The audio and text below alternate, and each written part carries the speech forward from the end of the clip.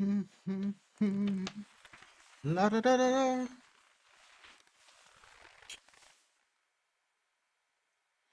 All right, what's going on, guys? The Mongoose gonna finish up. Tell me why. I'm gonna do chapter 3 today. Try to finish this game up. I know last time, if you were watching the stream replay,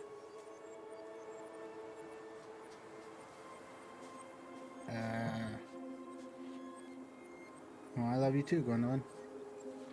Anyway, if you were watching the stream replay, then we had a minor issue with the last like 10 minutes of the video cutting off. Just to catch you up on kind of what happened, we ended up with a situation. Somebody was breaking into Tyler and Allison's barn. They found a book or a box underneath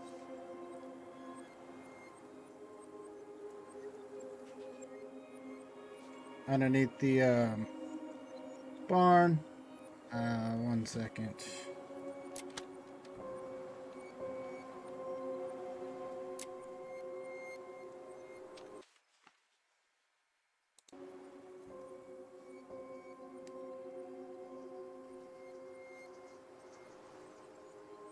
Alright, I apologize. Anyway, underneath the barn, they had a box. There were some notes, and basically find out that the issue that they had with the night that their mom died has probably something to do with their dad and not anything to do with their mom going crazy. I'm hoping that we have more problems. I switched to OBS today, doing something a little different. And hopefully I have better connection, but it looks like I'm already having problems. We'll see how that goes.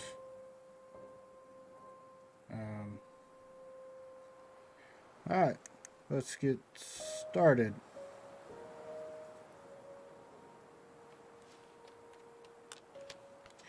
Boom, and switch.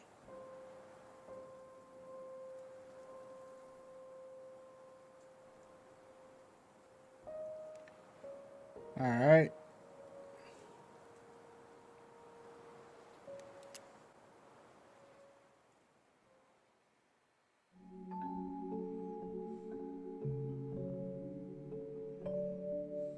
Once upon a time, in a deep and ancient forest, crafty goblins faced the truth about the darkness in the big wooden house. It had come for the wise princess, driving her mad and causing her to attack them. When they started asking questions about the princess in the darkness, the goblins realized that no one else in the forest wanted to know the truth. So they dug and searched and asked hurtful questions, learning more about the wise princess than they had ever hoped to. But the search took its toll. The darkness was proving too much for Sister Goblin, and yet Brother Goblin kept diving and that was deeper another thing. and deeper. Sorry until to interrupt Sister Goblin this, finally but said, there were times where "Enough." we were having trouble remembering at the end of the video. And that was how the goblins found themselves separated again, hurt and confused, with so many unanswered questions and too many opened wounds. Yeah, specifically with the memories at the end there was trouble remembering. You actually had an interaction with Allison trying to sort things out. Allison, wake up.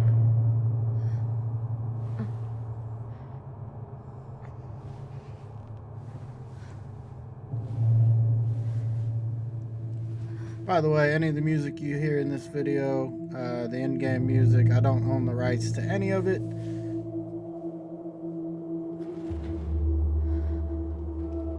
If you do hear a song that you enjoy, I encourage you to look up the soundtrack. There's a couple of songs in here that are pretty solid.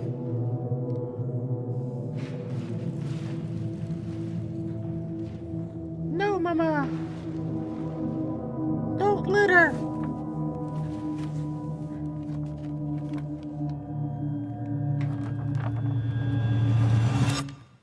You killed me. Oh my.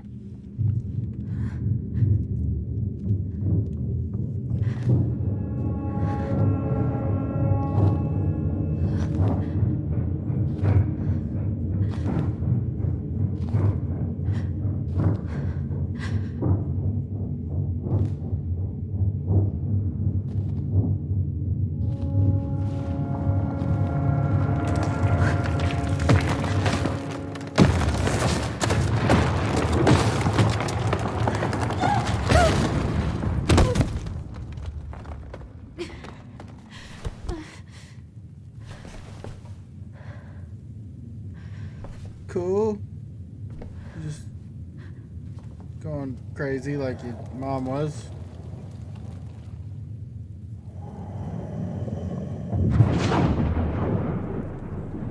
Feels like I know what you did last summer type situation. Oh, she's smiling. Don't do it, she's gonna kill you.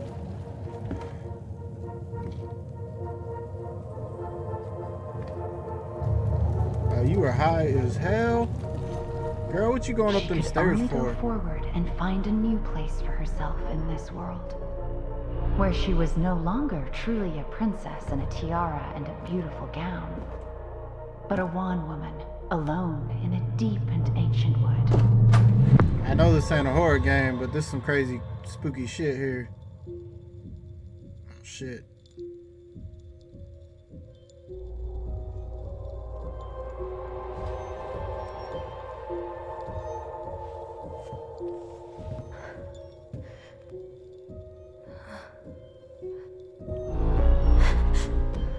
What?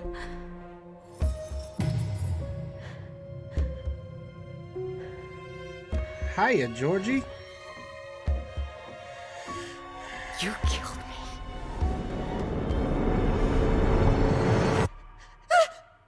You killed me! Fuck.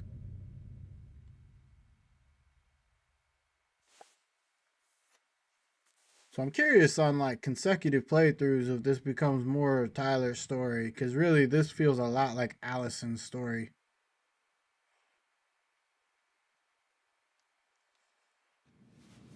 She's for sure got some shit she's got to deal with. Again, I don't own this song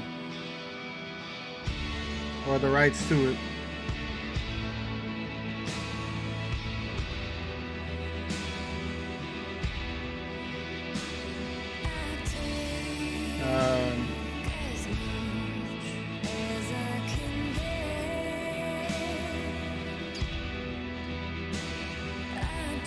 Alright, that's super weird. I just saw my stream cut out and it started another stream. I don't know what the hell that's about.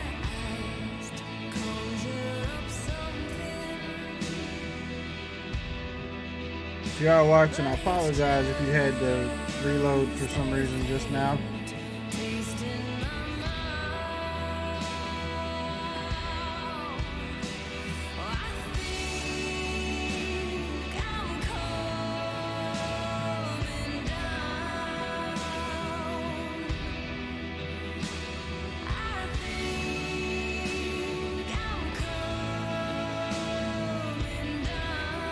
I don't know if that was an ad that interrupted the stream or what that was. But even on my dashboard, it got stupid for a second. Even though it says it's still playing.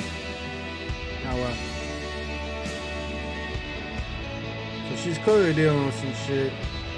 I'm not gonna get a chance to read the note until after, maybe.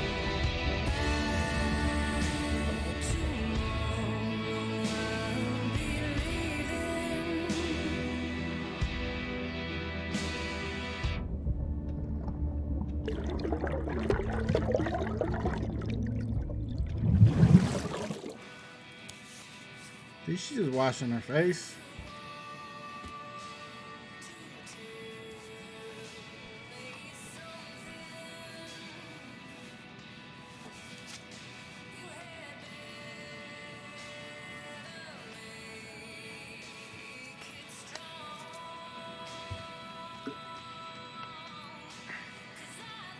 Time to read. Morning. Start collecting documents you need for your rental application. Left the file for you downstairs in the kitchen counter. If you're still coming to meet Dee for lunch, you can drop off the documents and I'll make some copies for you. Take it easy today, Uncle Eddie.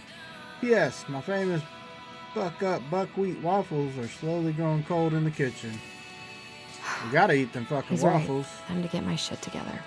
Right. Get your shit together, Allison. Let's stop this damn record. Or not. Fuck it. Wanna play darts? There's not enough concealer in the world to erase the night I had. Hey, you could try. Good to know I look just as bad as I feel. Whatever. I could do my laundry. Ugh, Probably maybe should later. do your laundry. And it's like almost 10:40. You lazy bum. Wish I could just book a one-way ticket to the other side of the world. Oh my How gosh. did we go from being so alike to total opposites? I gotta think about something else. For starters, you didn't grow up together. One of you is a man, and Now would be a good time to stop smoking and maybe do a detox for 12. it's completely reasonable that you're not the exactly alike. You practically got a little apartment up here with the weird little panda dude thing, whatever the hell that is.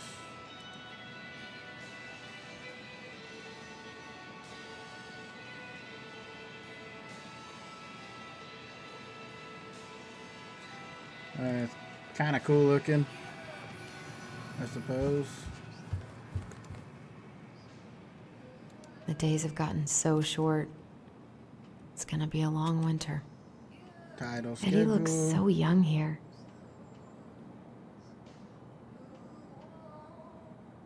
I miss the slopes. So go snowboarding. I live in Alaska. You can do all this shit like all the time. What the?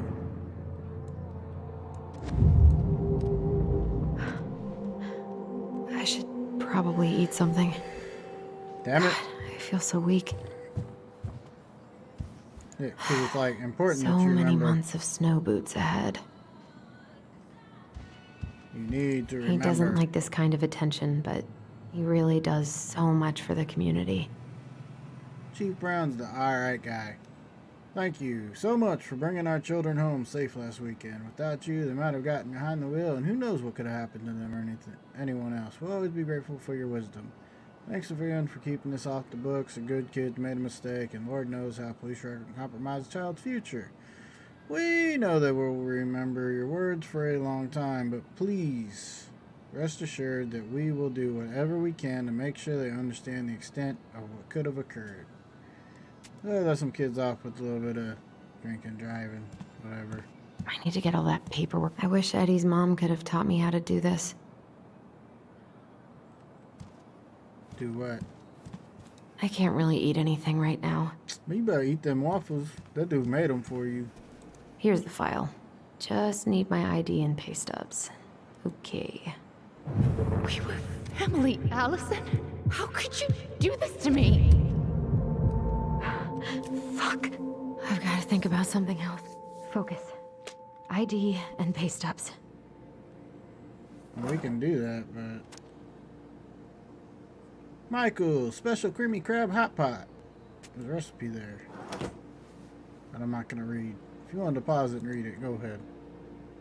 Lunch with D on Wednesday. Vancouver. Let me go there. That's in Canada. Eddie says there's a plant for every pain, except heartache. You are an annoying I brat so don't want to sometimes. go back to the station. Not after yesterday. Oh my gosh. Must be great to feel like you belong somewhere. Anywhere. Yeah, I hope by the end of this she feels like she belongs. Because I don't know that I can put up with her whining. Ah, here's my ID. Cool. This place was never much more than a bachelor pad, huh? There was so much I planned to do. All those sacrifices I made. And how do you repay me? Lying to my face. You're not my child. My clan deserves better. What the fuck was that? Stop it, Allison. You have to stop torturing yourself. Just grab your pay stubs so you can get the hell out of here. Good grief. So maybe things weren't so great with Eddie and her. What if I just packed a bag and I wonder if I'll ever hear from Tina again? Oh, who cares? Eddie loved his Mishka so much. Mishka. God, the world feels so fucking small right now. I've got to find a way to get out of my head. Hey, is she gonna say this type of I stuff haven't like had every time? any time to sketch lately. Maybe it would do you some good. Allison, please. It's a damn shame. Come on, Allison. Don't start. I wish I thought shooting some hoops would help me forget. I wonder what Michael would think about all this. Would he even get it? I don't feel like listening to anything right now.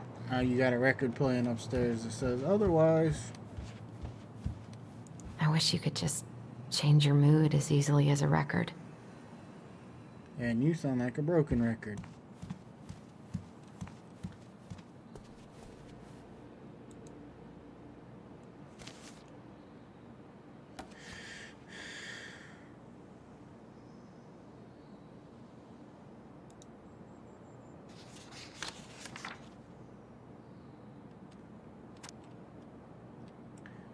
In regard to her current rental application, I confirm Miss Allison Ronan has been employed at Vinny Vidi Vici's General Store since 2013. Still currently working as accounting assistant. Position tab, data entry, processing, recording, bookkeeping, budgets, reports. She's working full-time. The role earns yearly salary $24,000 plus bonuses. She has no disciplinary record. For additional information, hey, don't hesitate to contact me at vichitessa@gmail.com. I wonder if you email that, if you like get an actual response. Anyway, we gotta find some pay stubs. Pay stubs upstairs, Blondie. All my recent pay Blondie. stubs should be in that folder in my room. There's no one, I told him I wanted to stop messing with those memories, but he wouldn't listen. but he wouldn't listen, but it's important to him too, Allison. Brother, sister, we look out for each other. That's what you said. But you don't mean what you say, do you? They're just words. You left me, Allison, all alone and scared. Man, it seems like those memories are talking to her. What the hell is wrong with me?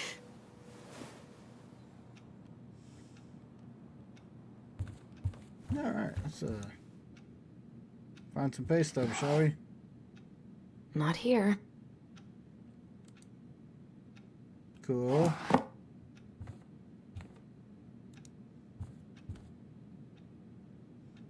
That was sweet.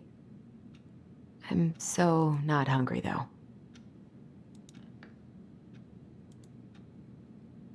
Alright.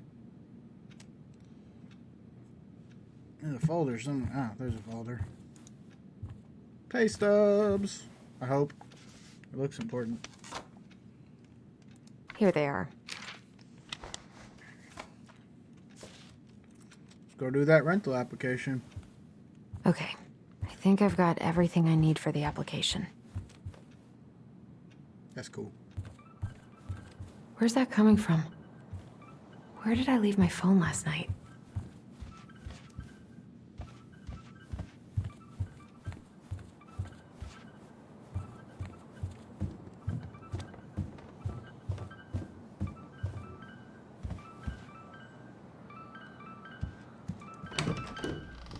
Alright, weird.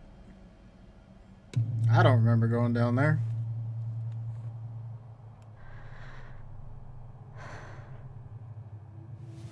Why are you sighing? Oh, snap.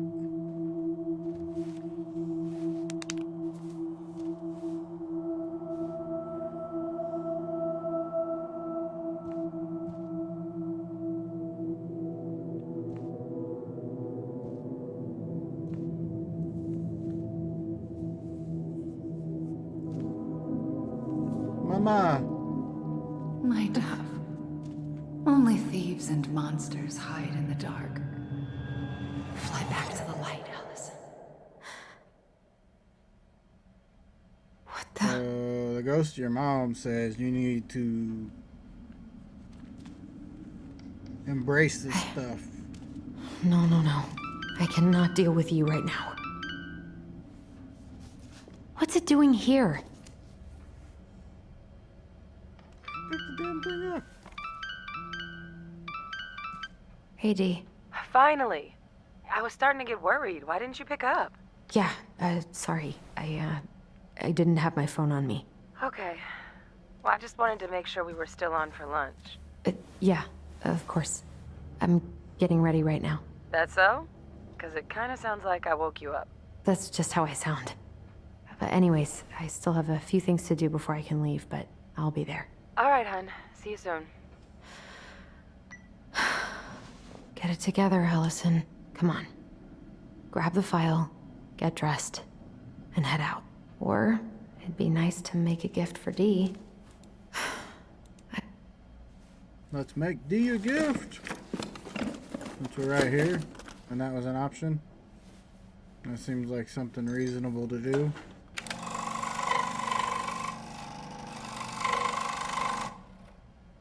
Alright. Just like that.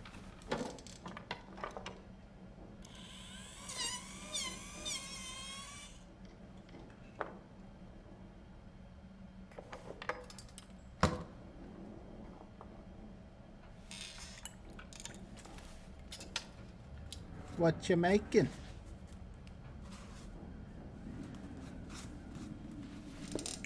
Fox, a wolf.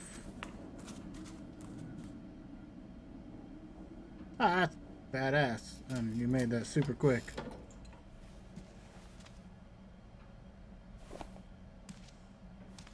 Tyler and I should bike around the lake when we've patched things up. See, you're making Eddie plans. can't cope with getting rid of any of Carol's stuff.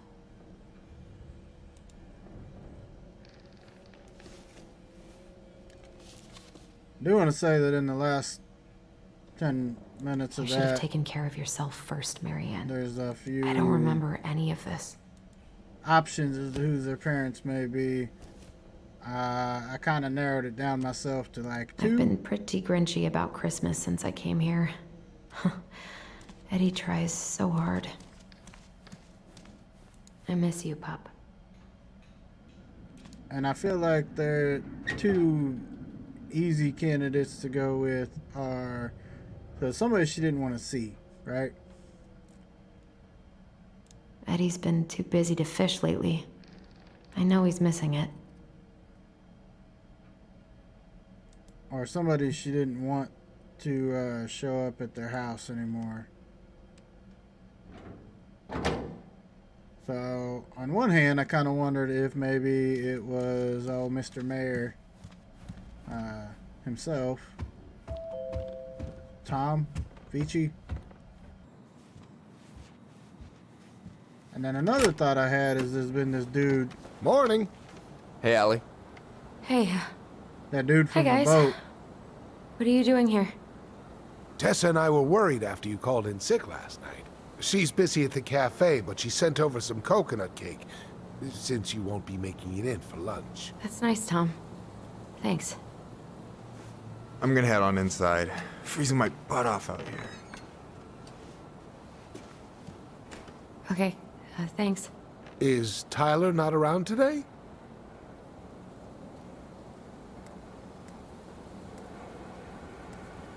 I'm not a fan of airing out my problems, so let's let Tana. No, He's Tom? busy. Out at the old house. I see. It must be hard to sell the place you grew up in. So many memories, right? Oh, it's okay. We'll get over The it. other guy's I the really dude hope from the so. boat.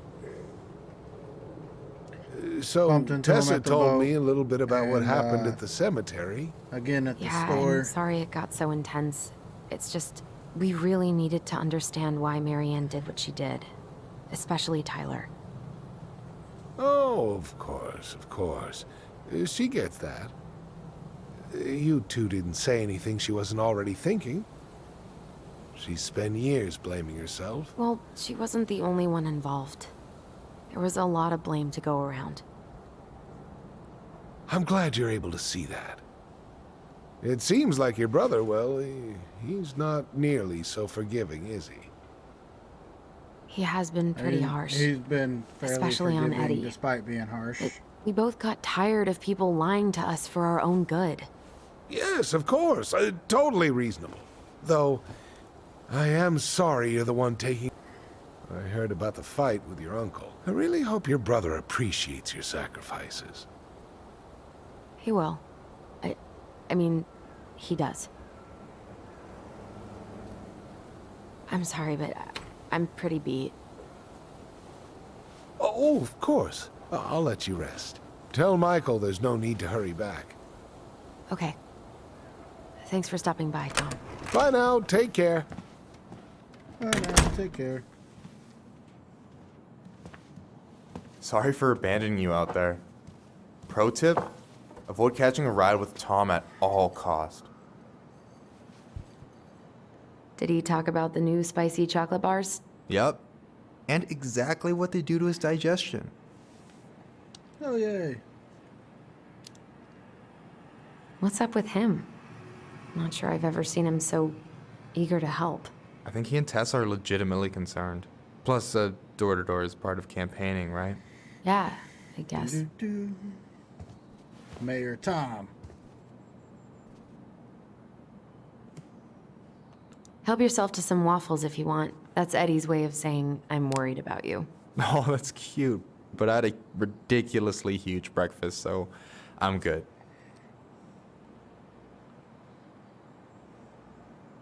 I don't know about you, but I just really need to get out of Delos Crossing. Well, we're on our way soon, right? Right. Right, soon. I don't know.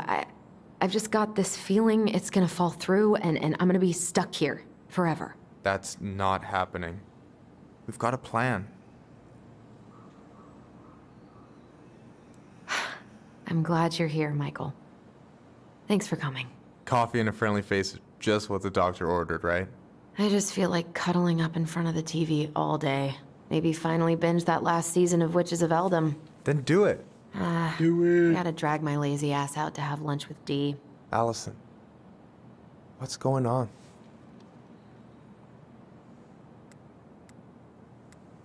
Be a little more honest. Tyler with and this dude. I had a fight last night. I was so excited to have him It's back. kind of but important.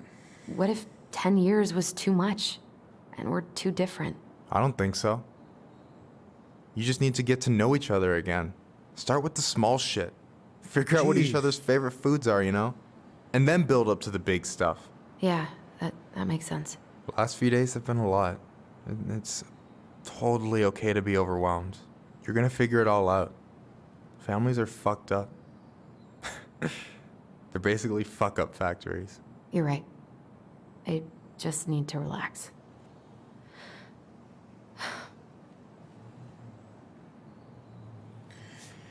So, maybe this will cheer you up. I think I found the perfect place. Check it out. It's pretty cool, right? Deposit's a bit high, but it's got 2 large bedrooms and a view of the channel. Uh-oh. Honey, you're really going to give up our home to live in this ugly box? Oh, shit. Oh, She's God. tripping balls. Allison, look at me. You okay? I'm just... I need to... I just need to sit down.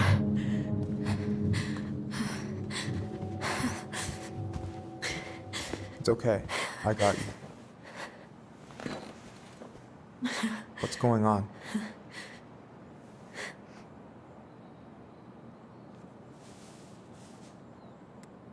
I feel like you ought to be honest with Michael. God, everything? My anxiety's through the roof. I can't eat anything without getting sick, and I've been seeing things. Memories. Of Marianne, and me, and Tyler when we were kids, and Eddie, and... It used to just be stuff I'm pretty sure really happened, but... Now I see them everywhere. Ah, crap. Shouting every shitty thought I've ever had about myself. I don't know how much more of it I can take. That's intense. I'm sorry, has... I apologize. There's probably another slowdown getting ready to happen. I had to tinker Anything with like some this happened more to you on before? OBS. But we're gonna muscle through. Right after Marianne died, I had a lot of panic attacks, but nothing exactly like this.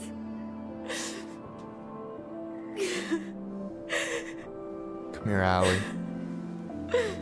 I hear you. Okay? I hear you.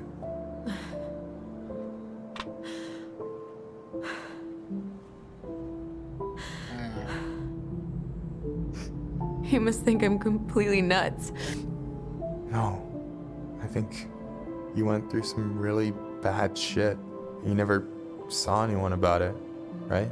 Yeah, I've looked into therapists a few times, but they're all so far away and so expensive. Well,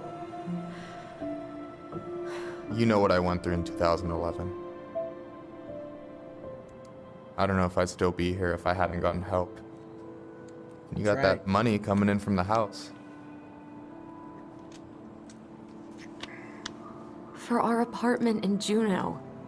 I don't want to bail on you. Look, I know you hate letting people down, but you gotta put your own oxygen mask on first. I get that, and so does Tyler. Thanks. I'll try.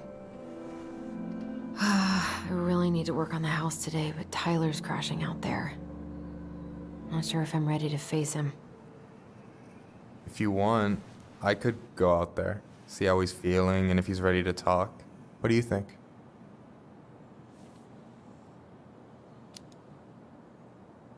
Yeah, maybe that could work. I hope he'll talk to you, though. He's never been the best at opening up to new people. You sure? Remember, you don't know Yeah, him so of course. I don't mind trying if it might patch things up between you two. Oh shit, I'm gonna be late for my lunch with Dee. I still need to change and stuff, but I can drop you off at the store if you want. Sure, thanks.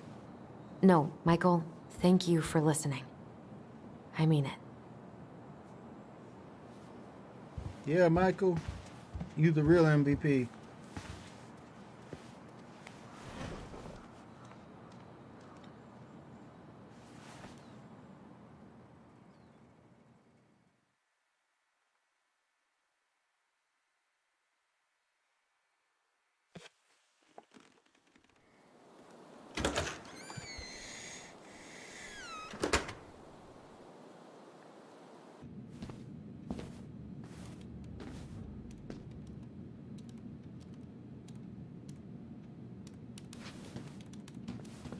This is the police station. Hi, Dee. Hey, beautiful.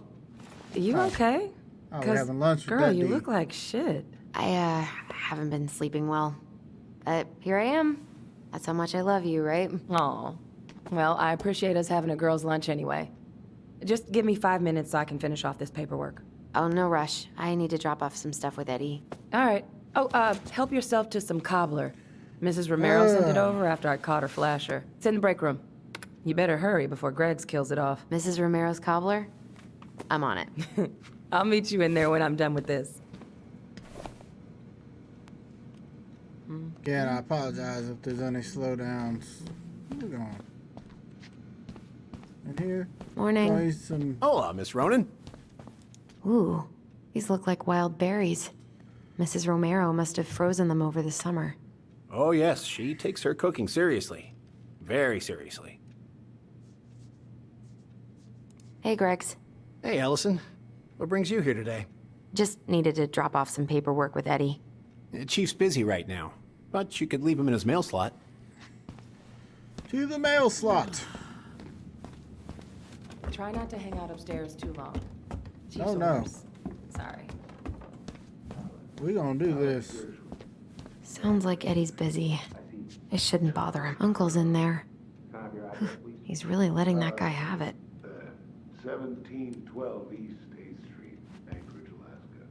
99501. All right, let's I put should this in the mail probably slot. drop the paperwork here. Eddie's gonna be busy for a while. Mr. Gershwin, can you confirm the reason for your visit to Devil's Crossing? Just visit. Uncle's in there. My folks, younger He's brother. really letting that guy have it. Yeah, he's doing what he's gotta do. It's his job. I wonder how Uncle's feeling about me moving away. We haven't really talked about it. Okay, how did you not immediately scarf this down? You kidding? This is my third helping. Girl, you gotta have room for lunch. I dropped my supposed to go to stuff off lunch. upstairs, so I'm gonna go wait in the break room. Okay, hon. I won't be much longer. Hurry up, I'm hungry. I didn't eat this cobbler. Never mind, I'm about to eat this cobbler. I'm gonna eat all the Weather's cobbler. getting colder day by day. I love it. I don't want to talk to you, Dessert Greg. for lunch. Pretty cool, right? Pretty cool, yeah. I've always had a sweet tooth. Got it from my mom. She baked darn near... What you reading? Oh, about that I don't dock want to strike. hear about your mom, And the Greg. trouble these folks are causing for everyone else. Ugh, I hate strikes. What is this, Paris, France? Come on! It's the only way most people have to get anyone to listen. Hey, tell you this there, Officer Greggs. What are don't you sound having? Nearly. Trout pie and, black radish. Ew. I'm on a diet. A cobbler diet? Hey, shh, shh, shh, shh. I won't tell if you won't. Do we have to talk? Hey, Gregs. No, what a Dr. Greggs. So, what's the criminal underbelly of Delos Crossing been up to lately? Poachers, vandalism, a few memorable cases of public indecency. Nothing too serious. Which is fine by me. Looks like Boring a is mashup good. of I don't like Juneau. some of the characters from My Super daughter's always Troopers. begging to move there, but that is not happening. Why? Juneau's awesome. There's like actual things to do there. Drugs, It's that's entirely why. too- Property crimes double the national Oh, average. my. People coming in all the time from God knows where. Oh, I didn't know that. Hey, Gregs. Cool. What about vacation plans? Got any big vacation plans coming up? We'll probably go up to Anchorage for Go Thanksgiving. fishing. Linda's sister lives up that way. But I'm also secretly planning a family trip to New York City for New Year's. Been saving for 2 years, and I got it all arranged under Excuse a fake me. email. That's really cool. I'd love to go there someday. And it's probably our last big trip before Lauren's off to college, so I wanted to make it count. I'm sure everyone will have a great time. It's really sweet of you. Hey, Gregs. Never mind. Whatever. How do we get up? We get up. Let me up. We already talked about everything. Oh. Gotta eat.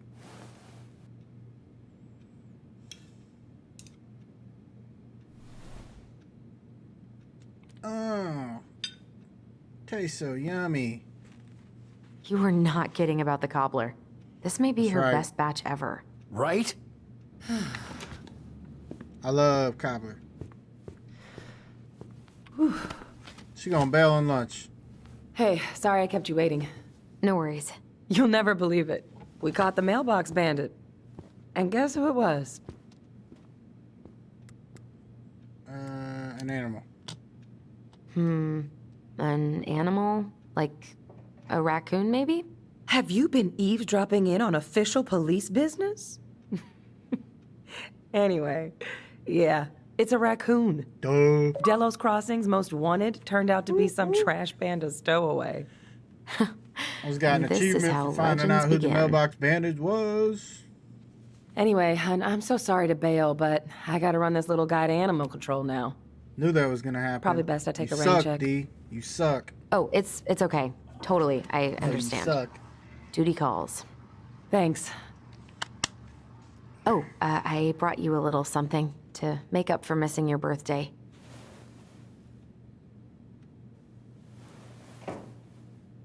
It's not much, but...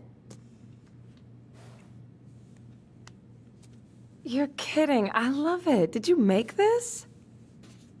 And now you can How be a did I Witcher. get so lucky? First Delos it was hot Crossing's down not going to there. be the Now it's same all without warm, you, girl. Cold, whatever.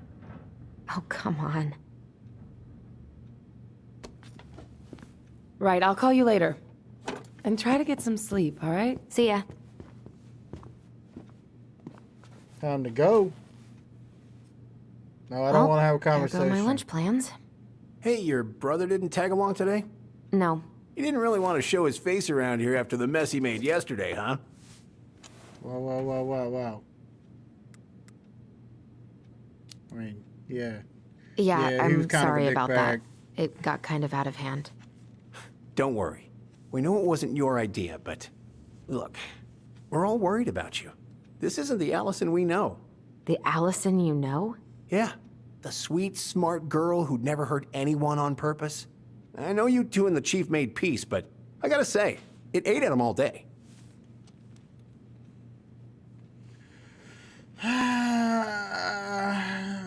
Man.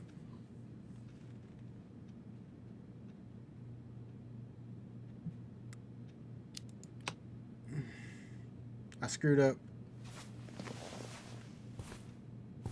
All right. I just want you to be careful. I've been doing this for a long time. And people, they mostly don't change. Even when we really want them to. Look, I'm really tired. Can we not do this? Allison, I like you. Oh, shit. I really do. I've known you since you were a kid. You're honest, stable. You're not a troublemaker. Tyler, I mean... Whoa, don't say shit like that about Tyler. Don't let him take you with him, okay? I can't do this. Oh, you okay? Please just let me go.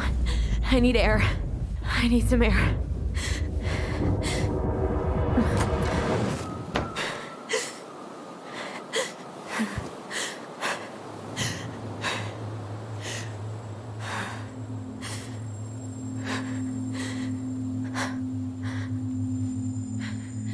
Ty, are you there?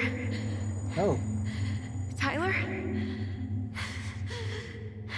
Answer me, please. Fuck. Why is he ghosting me? Maybe he's not. I can't breathe. Please stop.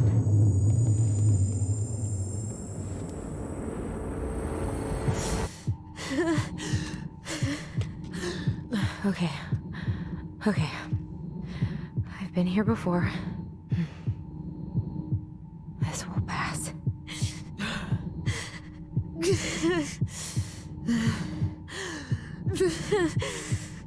Breathing exercise.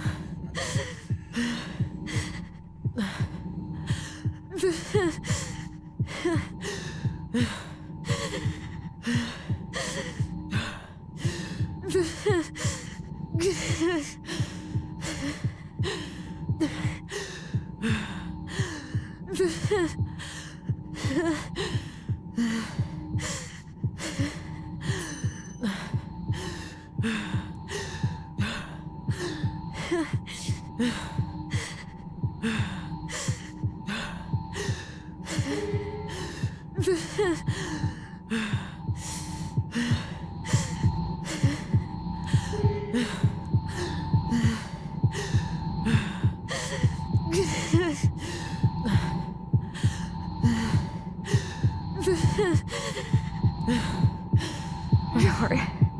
It's gonna explode. Oh shit, I don't know what I'm supposed to do.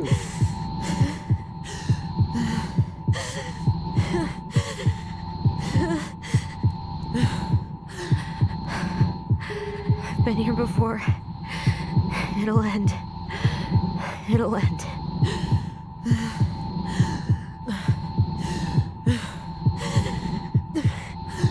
Wait, am I still breathing? Yes.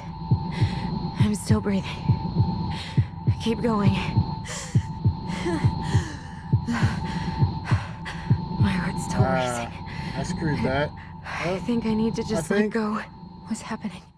I'm so scared, Allison. Me too. I don't want to go. I have no idea what was going on. Maybe we should tell them the up. truth. Are you sure? I don't know. Maybe. But what if we get in trouble and then we both get sent away? Hey, Chief Brown, wait. I went back to the house and got these 3 kids. They wouldn't let me take anything else. I'm sorry. Sam, please tell them to let us stay together. Please. Oh gosh. Please. I don't have that kind of power. Sam. Kids. I'm sorry. I'm so sorry.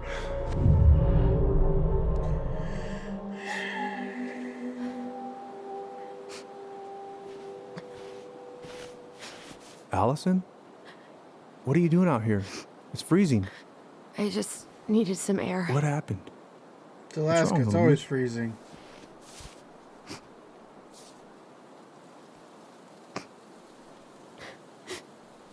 I think I had a panic attack.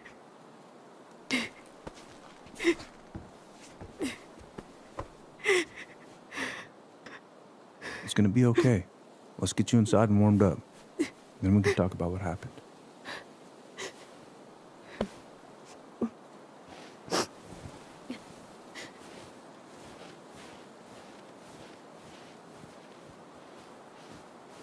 You're gonna go the back way, huh?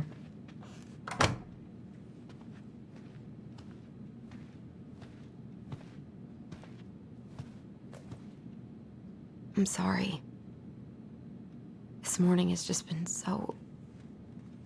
God, I'm embarrassed. Don't be. You haven't had an attack in a while. What's going on? I've just been so wrong. About everything. Did Tyler say something to make you feel that way? No. It wasn't him. It was me. I failed him. Over and over. From here, it looks like you've been busting your ass to help him. You don't understand. Allie, you've got so much You weight on could- your shoulders. You could With Tyler coming back, tell him what's and going your big on. move. You know, maybe it's time to ease off some of this other stuff that's clearly stressing you out. If you mean Marianne, I can't. I owe it to Tyler to see it through. Do you? I don't know why you've always blamed yourself for that. It wasn't your fault.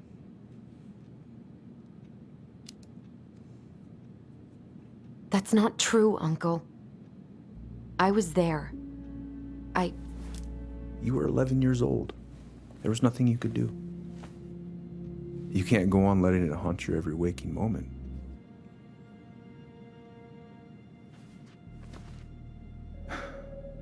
Look, you're not your mother, okay? What do you mean? I mean, something happened to her. Something bad. I don't know what it was, but it never left her. You can't make that same mistake. You gotta tell those ghosts to move on.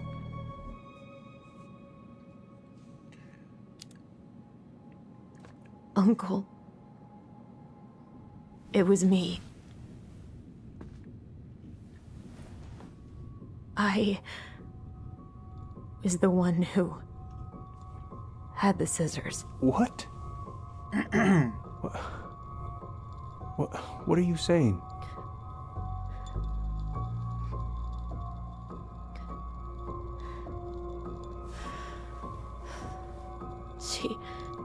She was threatening Tyler.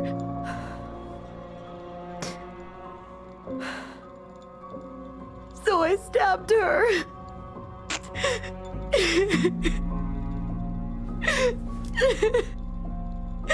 I I killed her!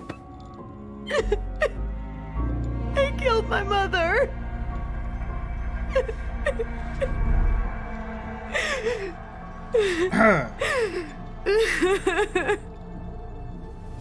But Tyler confessed.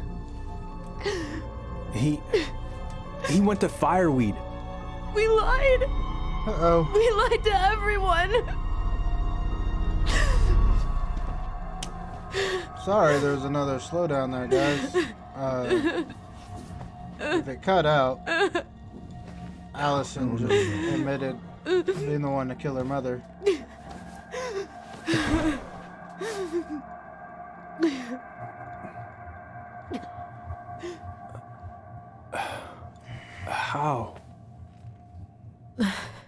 How could you let him take the blame?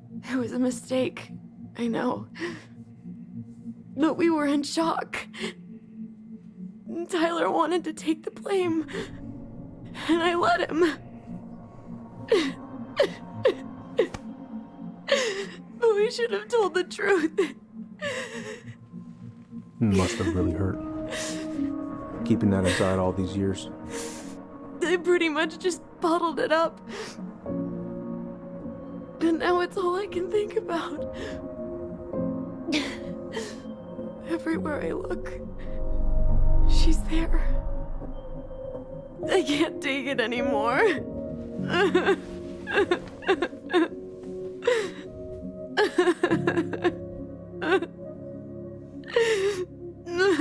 It's not easy to admit something like that. It takes a lot of courage, Allison. I should have seen it.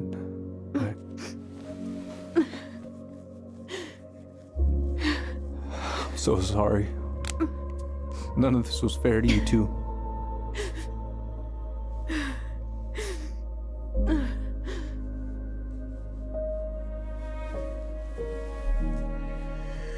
All right.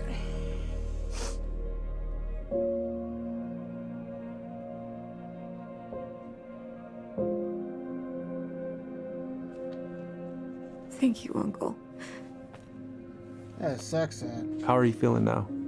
Any better? Having issues Relieved, with my actually. screen.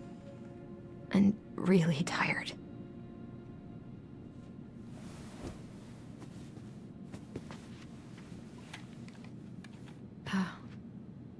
I was remembering something earlier. Oh, yeah, the baby. I don't thing. know if it even really happened. It's really The day a trouble Tyler bit. left for Fireweed. Did Sam come Or by with some Goblin, of I our mean. stuff? Yeah. Yeah, that's right.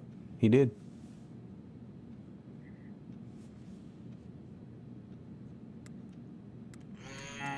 Hopefully I get to do both of these. I remember he brought us our goblin figurines.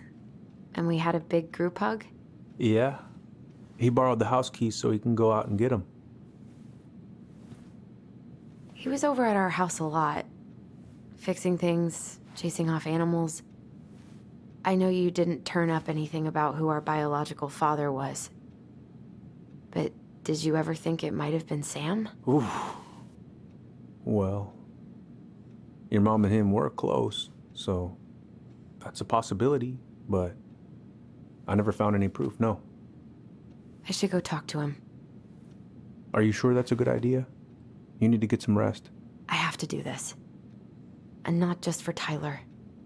For me too. Yeah, that's kind of important. I love you, Uncle. Thank you for everything. I'll call you later.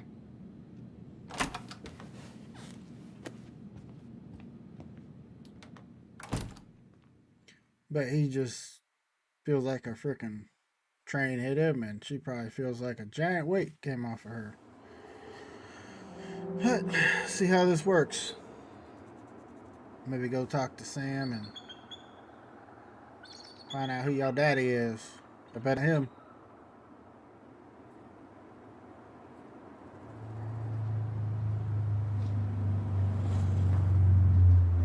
Okay. Yeah, maybe it is.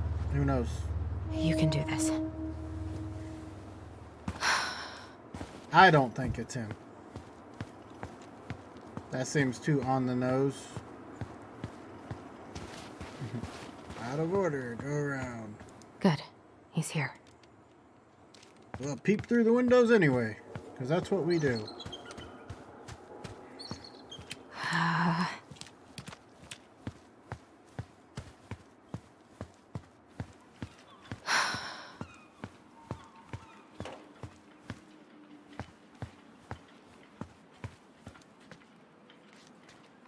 Sam? Where are you, Sam? Family's family, but get it. Fuck it. Oh, Allie, Hello. Hi, Sam. Are you okay? Yeah, I'm fine.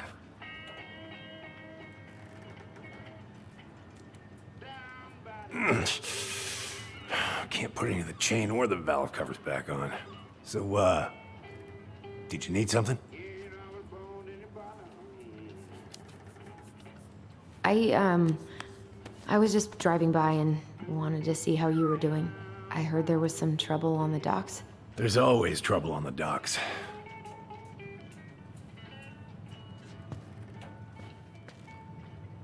So, I was over at the station and I was thinking about some things. Yeah? You've known us for a while. Your whole lives. You puked all over my slick denim button-up. Are you gonna be long? I was hoping we could talk. I don't need my ears to fix an engine. What's up? Never mind. So, What are you doing wandering around in the middle of the working day? I'm off today. Sam, could we talk now? It's a little important. Ain't that what we're doing? What are you doing? My cousin Billy bought an old motorboat, but that fool drowned the engine taking her out. Yeah, I told him I'd fix it. Where's your brother?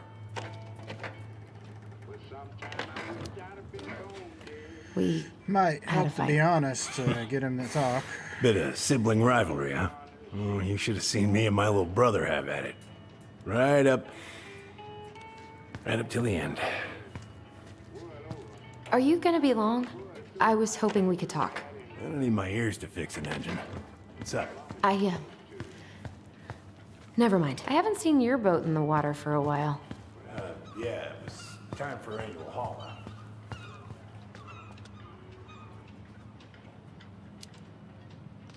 That seems like a long time for routine maintenance. Well, I mean, it's not like I can take her out anyway. They want old Sam to, dry out a bit. Oh, yeah, that seems sensible. No bananas on board? Really? Damn right. It's not just superstition. This one time, this greenhorn brought one on board. Well, you wouldn't believe the day we had. I'm listening. Boat was 50 miles south in the Pacific, and our hold was full of the morning's catch. We started pulling in our nets when they got all tangled up in our propellers. Made the damn things useless. Stopped us in our tracks, miles off land. So you blamed the banana and not the fact that you had a brand new crewman? Bananas are bad luck, sure as hell. Every single time I throw a banana off board, the fish start biting. All right, if you say so. How's the house coming along?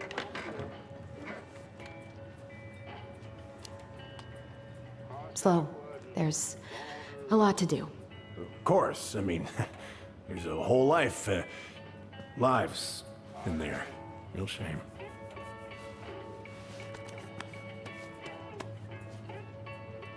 Impressive collection. You want some? Take them. I don't really navigate anymore. Oh.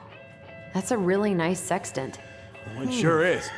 It's a present from my old crew for my 30th birthday. It's beautiful. Well, That's cool as hell. it's mostly just for decoration these days, but I'm a big fan of doing things the old-fashioned way, you know? Hey, an encyclopedia of astronomy. I have this one. Oh, yeah. That's a good one. Real detail. Oh, I know this one. The introduction will be forever burned in my brain. Forever. Your mother Forever, gave ever. that to me. Really got me thinking about things. Anyway, give me just a moment. I will.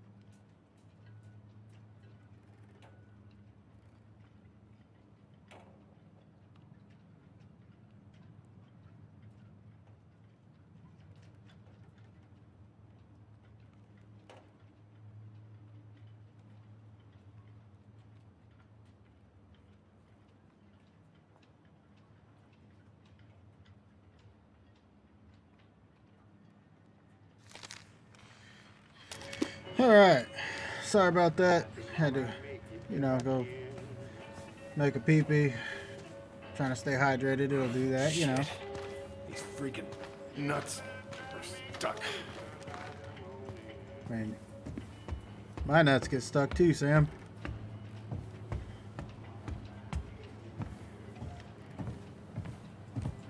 Ain't really nothing up here, huh? Kinda wish you could sprint.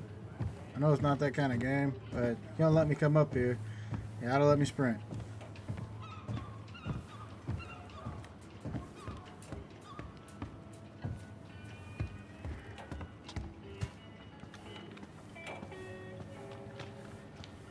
Anyway, Sam, let's try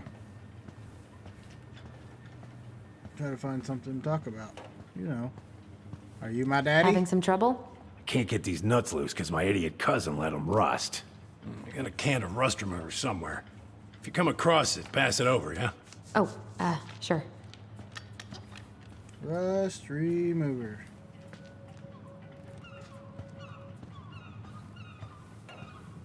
Gonna help old daddy out. God.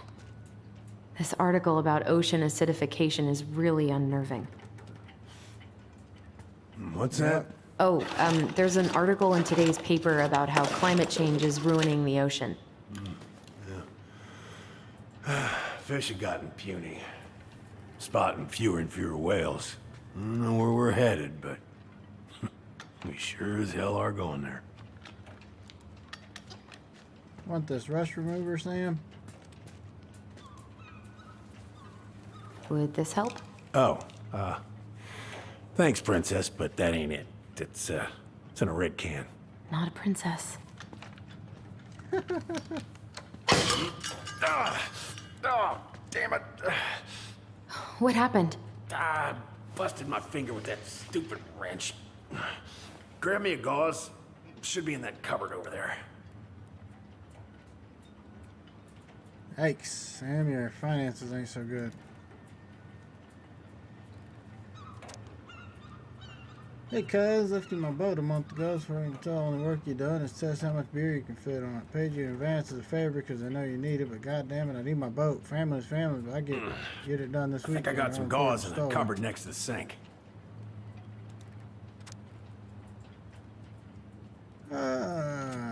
DUI. Jonathan Shelby or Michael Wang? Alright, we some gauze in the cabinet, huh? Over here? Yeah, the gauze should be in that cupboard over there. We're going. Sam.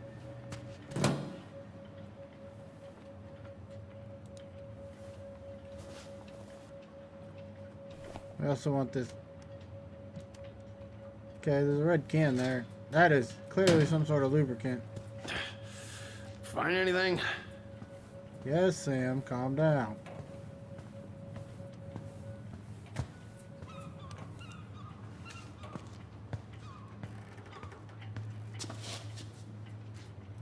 Sam? Are you our father?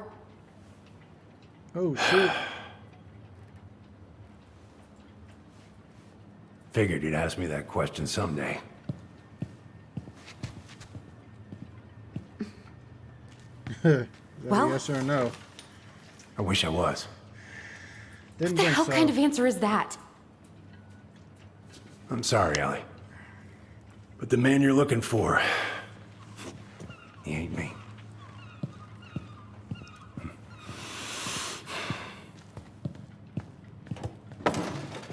Oh, okay. Guess I'll just take your word for it then. Hey, you got no right coming in here getting angry at me for something I got nothing to do with.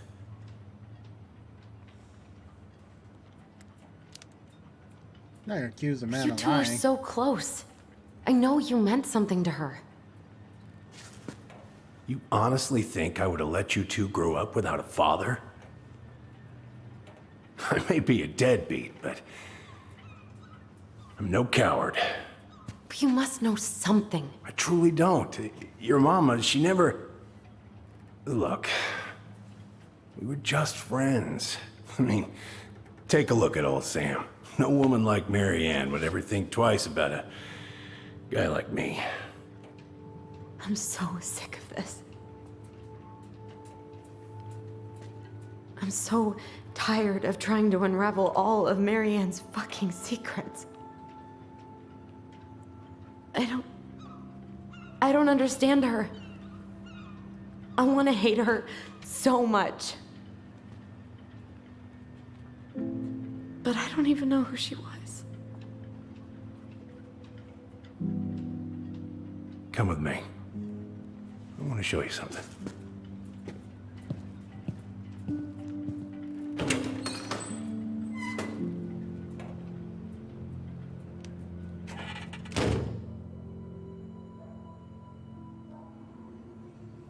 Come in. Come in. Oh. When was the last time you cracked a window? Heat's on the fritz. Come over here. Sit with me. We'll go over there in a minute, Sam. It stinks in here. Smells like beer Much farts. better.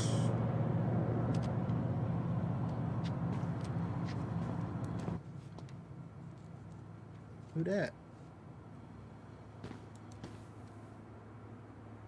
I mean, I like looking at all these pictures and stuff, but I'm not literally gonna click on every picture. Tell he's been in there with greasy hands. Hey, come have a look. If it gets the house their sold, house? it gets the house sold. Maybe he's looking at buying it. Which, you know, is kind of cool.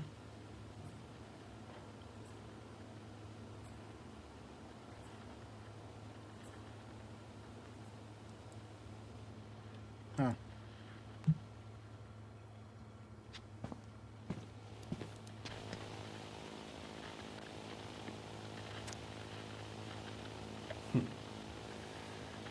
Love this picture of your mama.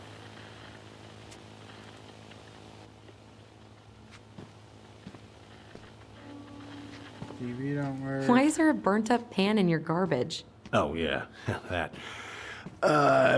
Might have fallen asleep cooking dinner. Glad you're still with us. Recipe for salmon casserole. That sounds terrible. Got a meal plan? But I bet he doesn't stick to. What's all this? Here, I, kept a few things. Alright. Let's start with the picture. Oh, come on. Just look at the damn thing. It doesn't have to be dramatic.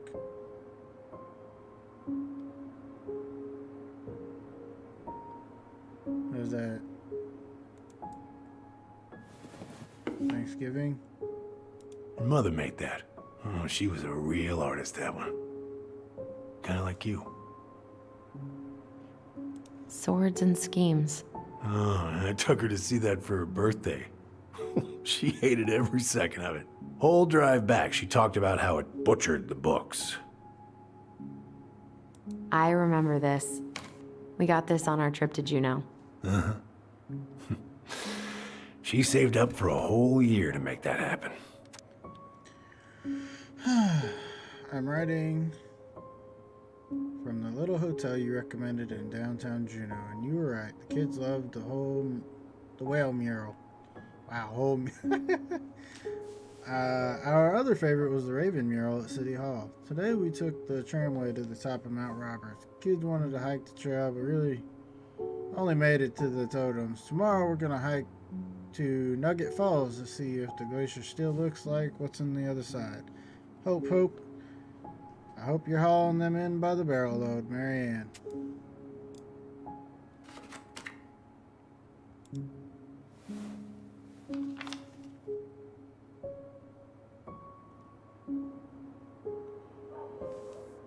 That's a happy birthday. Oh man. Dear Sam, most bears only live 20 to 25, so congratulations on making it 29. I certainly wouldn't have survived long out here without you. Thanks again for everything you do. Laura's a very lucky woman. I know you think the best part of your past has been erased, but as long as you don't forget, the Aniakchak Rose will always be seaworthy. Just might look a bit smaller in memory. Hope you get some time on the water with Richie this weekend and catch everything you deserve, including some new memories. Happy birthday, my cherished friend, Marianne. Oh, we misunderstood that whole fucking deal, didn't we? Assume they at least had an affair. Look at these ones.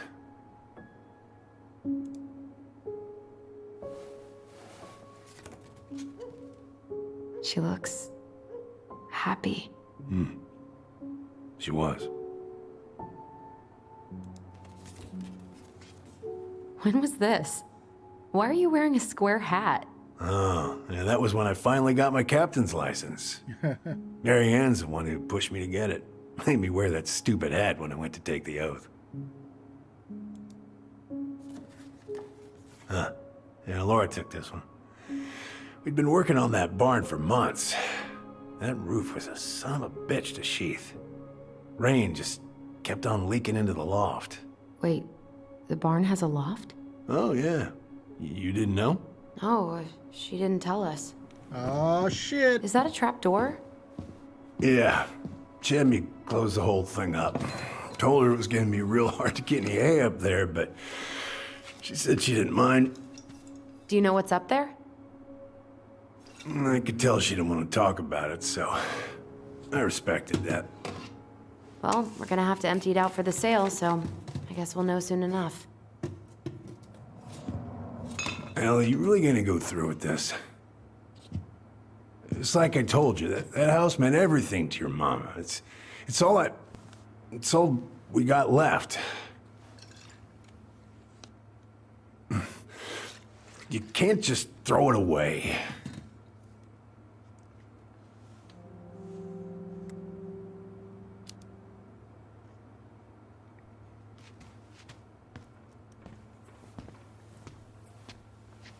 I'm sorry. I know how hard this has been on you. But you need to move on. Does he? Like, what's done is done. Maybe he does. Need Maybe to it would move help on, to but talk to someone about it. I ever tell you about the time I broke my leg? Shin bone snapped in 3 different places.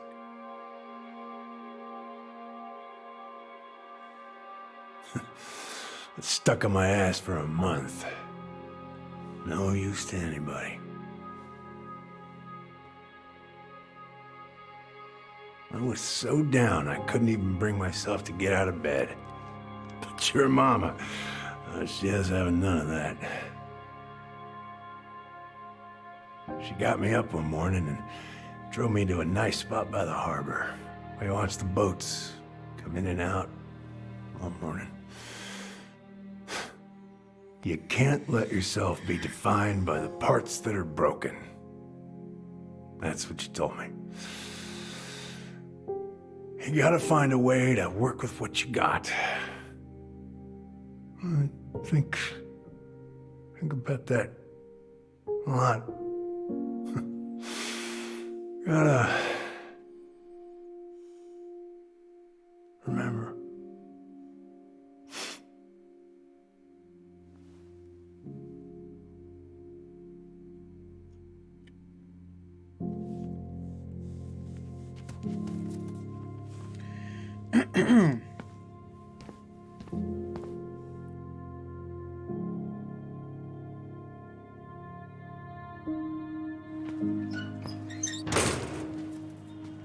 Well, Sam may not be their daddy, but he sure as hell loved their mama.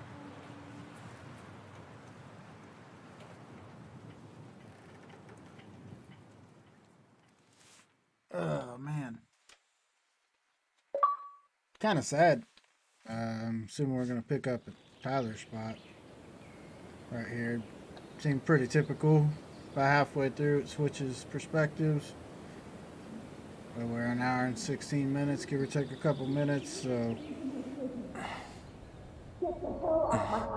Now, if you ever come back here, I'm going to kill you! We haven't seen Tyler at all Hey, so far in this chapter. Tyler? I've been looking all over the place for you. You alright? Yeah, I'm fine. Whoa, whoa. Hey, let's get you off your feet, okay? Come on.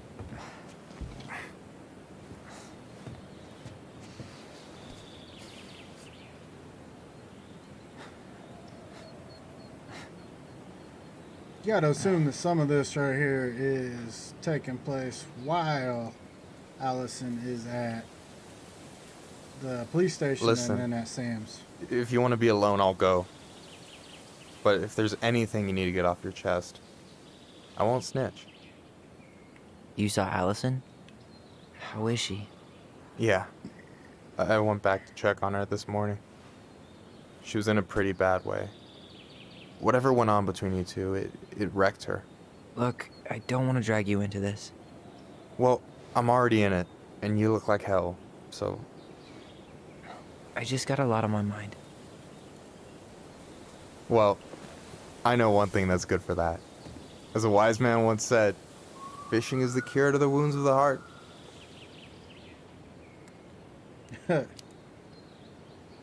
Was that wise man you? Hey, like I said, I gotta write my own legacy. So, you in? I don't know. Come on, we're burning daylight. Let's go. Suck it the fuck up, Tyler. Where are we gonna go? Fishing. Why go anywhere when we have a perfectly frozen lake right here? Ice fishing in November? Yeah. It got cold way fast this year. Climate change. That shit's gonna kill us. But hey, fish first. You can walk behind me if you're afraid, though. You're actually serious? I am a very serious man, Tyler. Let's go. We still have to get everything out of the car. Yeah, Tyler. Going fishing.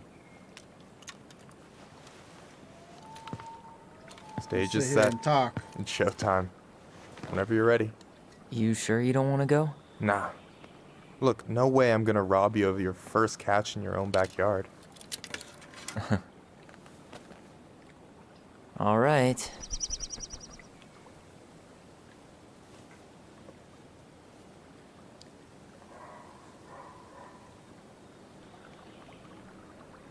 Oh. Goddamn time. Got everything you need, by the way?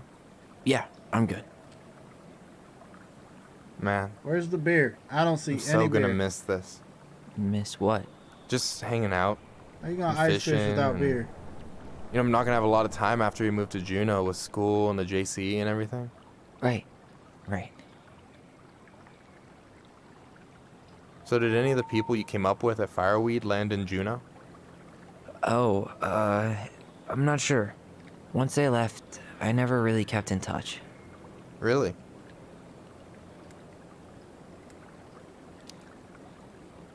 Alright. Some of them were straight up awesome, but we just weren't that close, you know? None of them really got, like, family?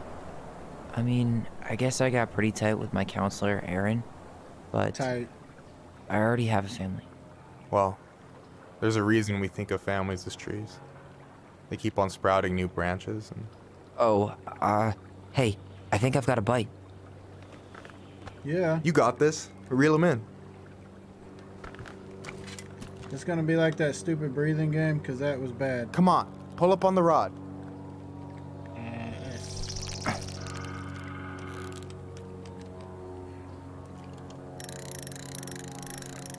Yeah, buddy. No, give it a nice pull.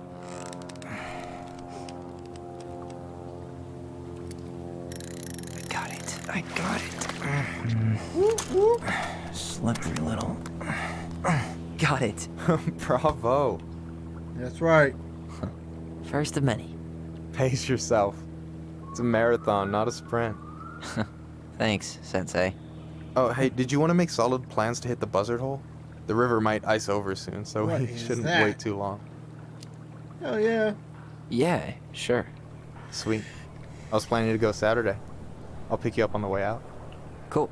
I'll set my alarm to ass crack of dawn. You have this whole fancy bag just for ice fishing? You don't mix and match. Ever. Jeez, you don't mess around, do you? Told you earlier. I'm a very serious man. So, ice fishing. I mean, yeah. What isn't there to like about standing in the middle of a frozen lake? All right, here we go. Gonna catch another fish.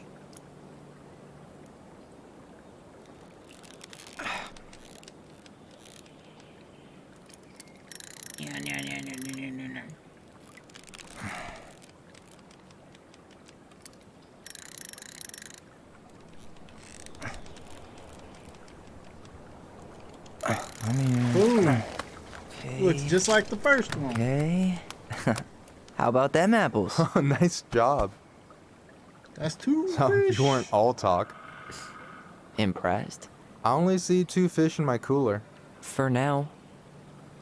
So you gonna tell me what's in the cooler, or what? I could tell you. Or I could watch you squirm a bit longer. Yeah, you'd like that. You're a wouldn't you? terrible person. You know that? You betcha. Y'all gonna do it or what? So, about last night. I don't know what Allison said, but from my side, well, I thought we were on the same page. But Maybe. it turns out we weren't. Hey, But it's all good. so don't tell her I told you, but last week your sister was almost unbearable. She was jumping up and down with excitement at you coming back. Really? You better believe it. Look, the last time you saw each other, you were kids. Just because things have changed doesn't mean you can't work it out. That's I know. It's probably my fault. I really pushed her last night. I just don't get why she always has to run away from everything. You blame her? Avoiding the problem doesn't make it go away. She's so fixated on selling the house. It's like she's trying to bury the past. All of it. Even the good parts.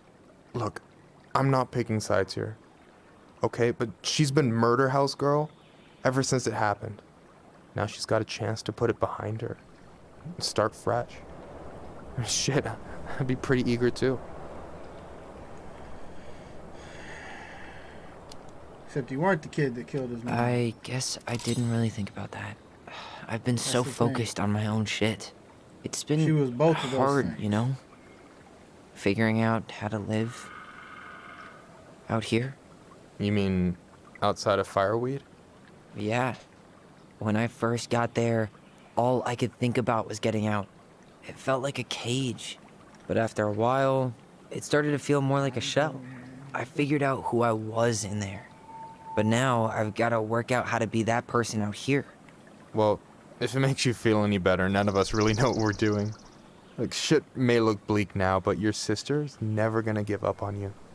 And you can lean on me too if you want. Just be careful, okay? Got a bad left shoulder. I'll keep it in mind. That Thanks for comment listening. about the shell Don't reminded me mention of the turtle song from King of Don't the you Hill. say anything. I got this. You shush. Shut your mouth.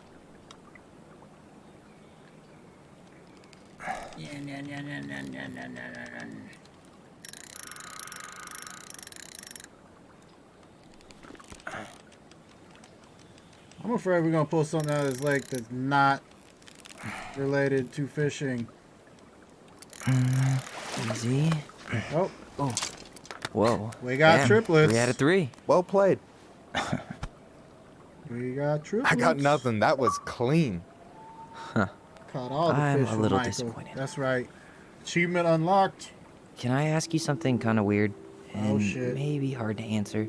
Oh, Weird shit. and kind of hard to answer my jam. What's up? How'd you know you were ready to trust anyone enough to put yourself out there? Okay. Yeah, that is a hard question. Told you. There's not really two ways about it. You gotta be willing to take a hit. Oh Look, my. I stopped listening to the entire indie folk genre just because I was dumped at a show once.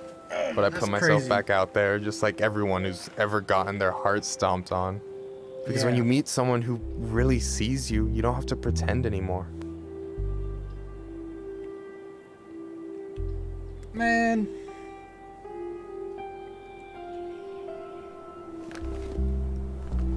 No. I should just sit here in awkward silence forever. Ah. Whatever. And you're still interested in being that someone? Even after all the shit that's happened? I already Hey, started down I've this got road. baggage too. I think it's worth a chance. Don't you? Not gonna reject him now, I I think guess. we're in total agreement here. Yeah? Yeah. I get this feeling like I could say or do anything with you, and it'd be cool. I feel safe. Pretty sure You it's are. because he's a pothead and he's got Because your sister so would much kill me if chill. I did you dirty. Yeah, she would. So, doesn't look like you're catching anything with that. You want me to show you how it's done? Go for it. Got 3 fish. Michael, you douche.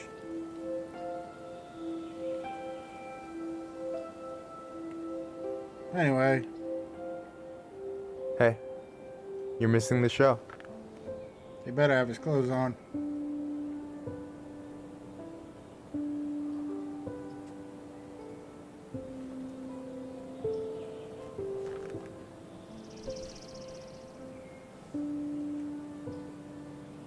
They're like the same-ish glasses. Oh man.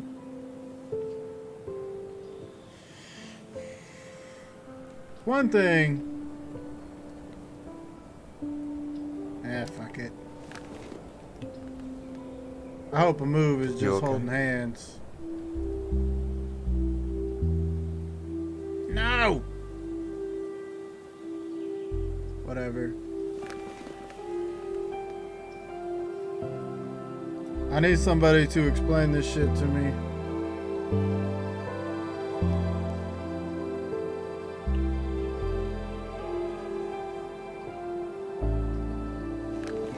I don't know who I was watching right now. If one of you is my brother,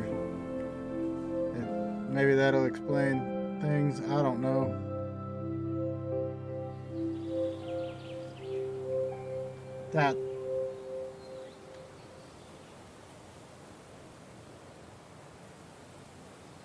That was awkward for me. Not gonna lie. So, yeah. Yes. Hope y'all didn't do it in the One way middle of the to put lake. it. It's just wide out there. Hey, Allie. moving. I think I'll just show myself out. Okay, call me later. You know I will. Better. Shit. Kiss the motherfucker out in the lake, he better call. What if he doesn't call, though? Sorry for interrupting. No, it's totally fine. We were done anyway. Yeah. No, they weren't. They're about to go in the house and smash. Catch anything? Herpes. Mostly ice, but yeah. Actually, Tyler, we caught 3 fish. I'm sorry Not for freaking out yesterday. 3. Plus All of whatever this. Michael caught, if anything. It's just been really hard on me. Don't apologize. I was being an asshole. We should have never pushed you that hard. Come here.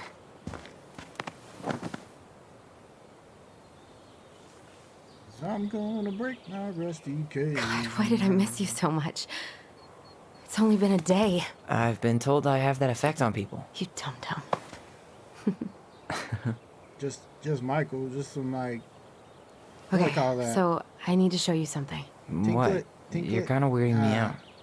Can we sit Whatever. down for a sec? Well, let's just do the thing. We do a lot of sitting in this game. See how he asserted dominance by sitting up 2 steps? So, what is it? I was just at Sam's. That's what you do. You He's always not sit our higher. father. How do you know? I asked Asked him, him? point blank. I mean, I believe I'm not that. surprised. Burning down the barn didn't really seem like a Sam move. Yeah, I guess it was silly to suspect him in the first place. He'd never hurt Mary Ann's kids. What are the odds There's that something burning else. that barn down would have just... Look at this. This was taken in 1992 when Mary Ann first moved to Delos Crossing. See that ladder? Sam told me the barn has a loft. Like, just saying, He like... helped her build it. Apparently she burning never told that anyone about it. house And down it's still could there? have very well As far just as he exposed knows, what's ever yeah. in the loft. What do you think? Let's Should go we check give it it a shot? out. We've come this far. And a hidden loft? Sounds That's something got like the secret shit goblins. written all over it. Let's go. Goblins would love this loft. Move, Allison. I gotta get there first. What? Why are you? No. NPCs don't walk as fast as the main character. Ha! Cut you off. Alright, that's... Ugh, what a mess. Never noticed that before. That's not Seriously. gonna help us get this house sold. Yeah, we got our deadbeat. What do you think is up there? I don't know. I'm That's trying not to even speculate. kind of covered up. My brain Quartered is up. going to some real dark places. Probably just... It's probably just storage. We're gonna find like 13 years of National Geographic or something. That's right. So why would she keep it a secret then? It's not a secret. It's right there. What do you think is up there? I don't know.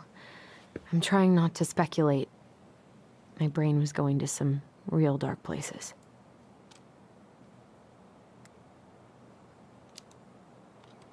We don't have to do this. We might not like what we find. When has that ever stopped us?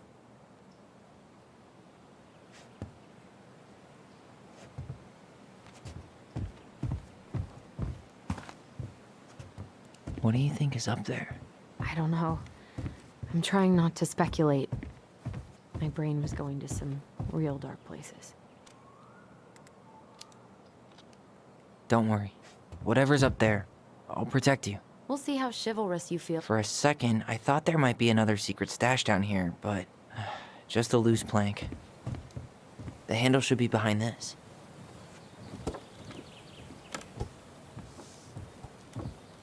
What are you talking about?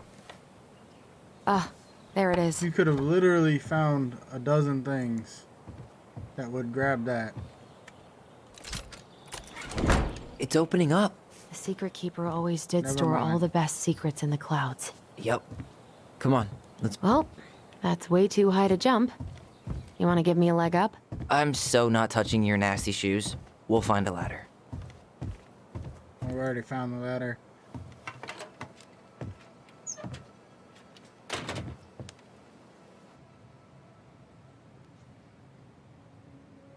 My feet are cold.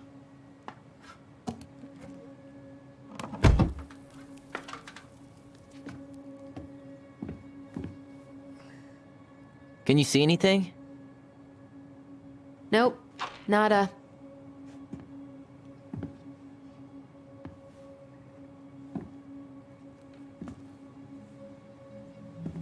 It's kind of cool.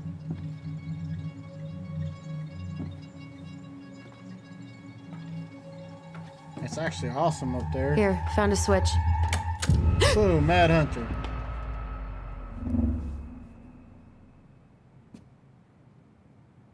Oh, we about to do all Holy kinds of shit. storybook shit. Well, that shaved a few years off my life.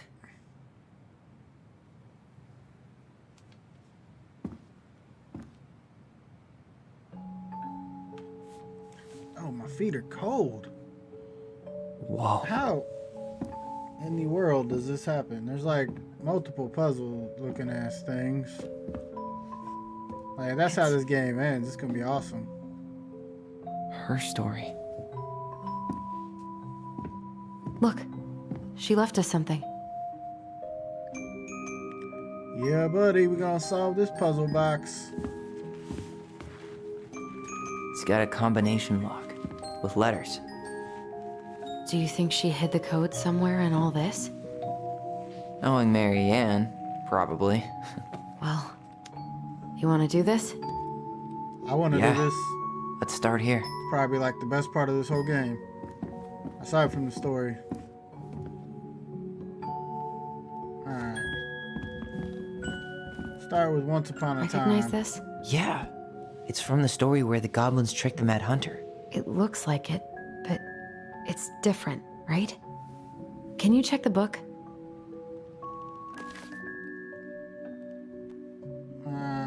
Well, here it is. Goblins Why do you tricked think the she Mad changed Hunter. the picture? I don't know. Maybe it's a message. Like, the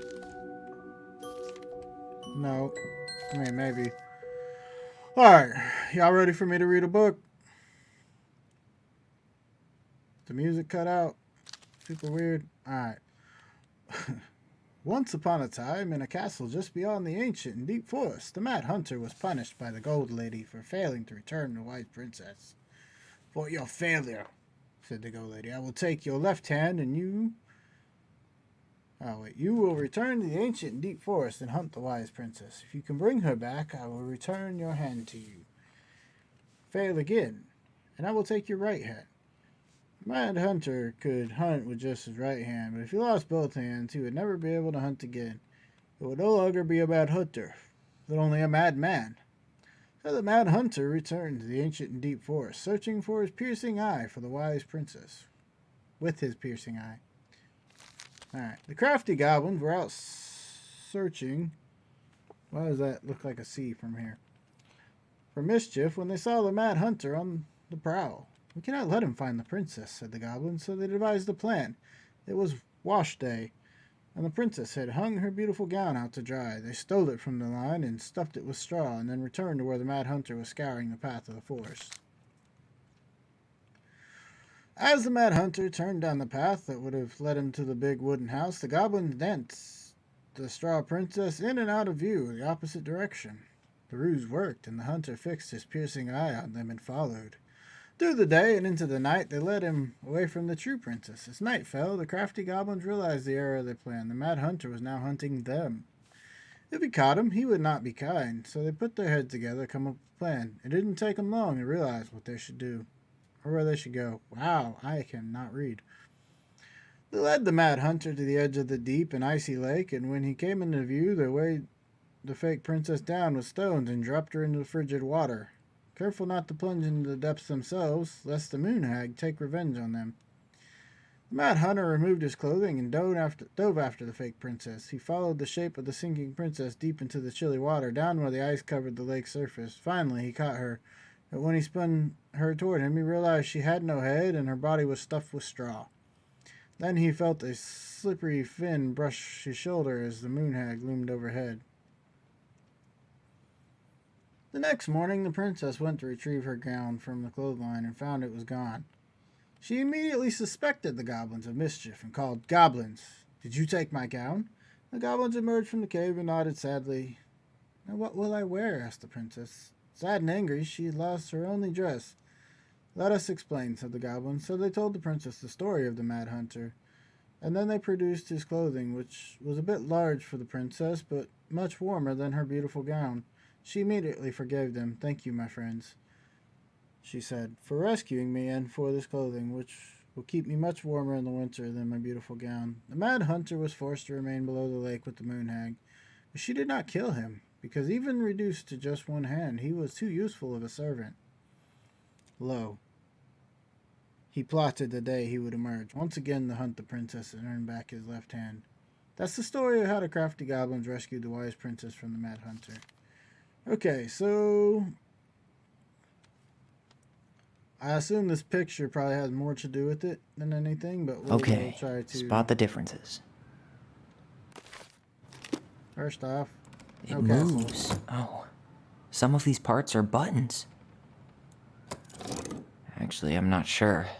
Why do you think she added that castle in the background? See the color of the flag?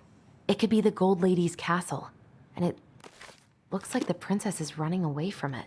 So Marianne ran away from home, and she grew up kinda rich?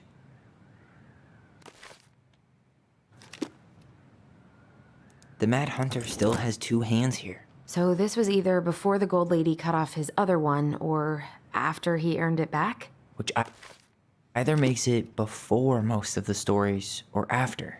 Yeah, at some point when she was running away from whatever the hell the Mad Hunter meant to Marianne. The princess is running away from the Mad Hunter. Who was sent by the Gold Lady, according to the story. Do you think the Gold Lady could have been Marianne's mom?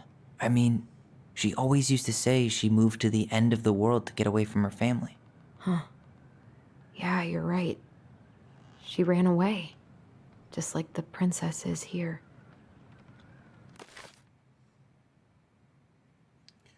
Alright, one hand, no princess, no castle. Moon is there. He's got the same smile.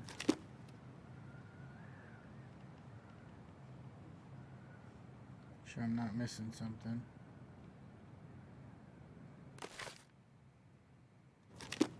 It's all closer together, but that doesn't matter. We got the lily pad. That's the same. Figured anything out yet?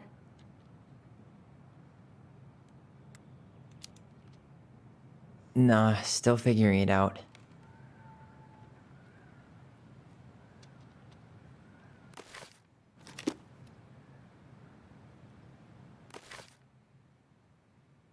There's no goblins, I guess. Huh. No goblins. Yeah. In the original, the goblins managed to save the princess from the Mad Hunter. So we saved Marianne from something, but not in this version? Figured anything out yet?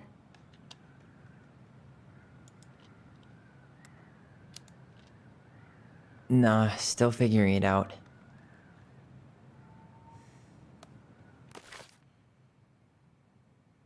There's gotta be something I'm missing, right?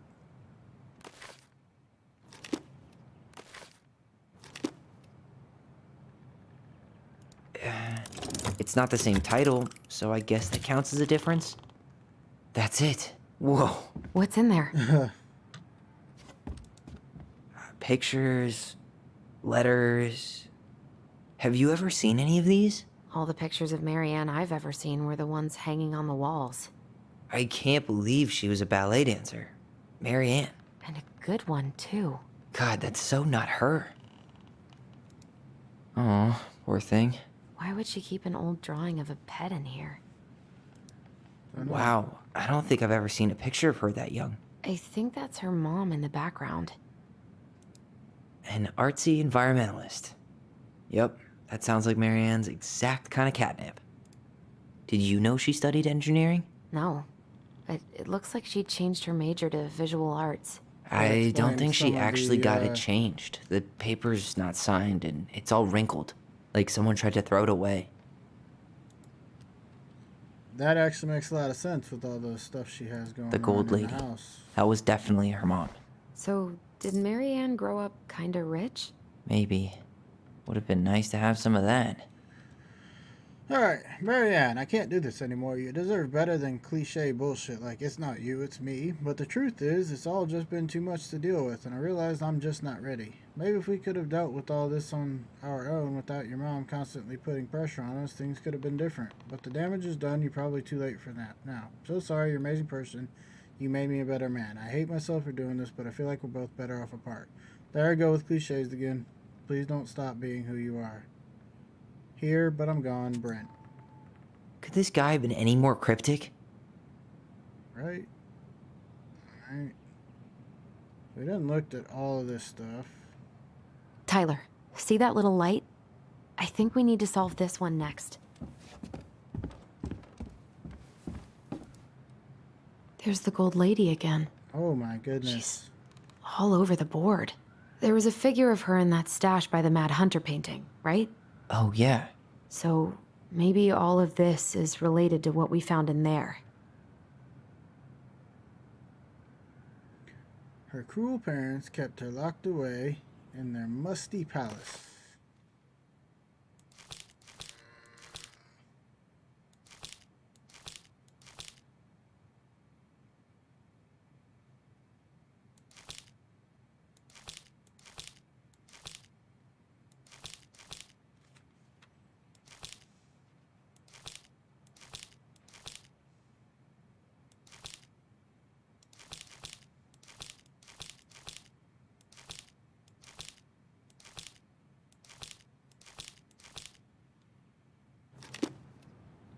Alright. How do we do this?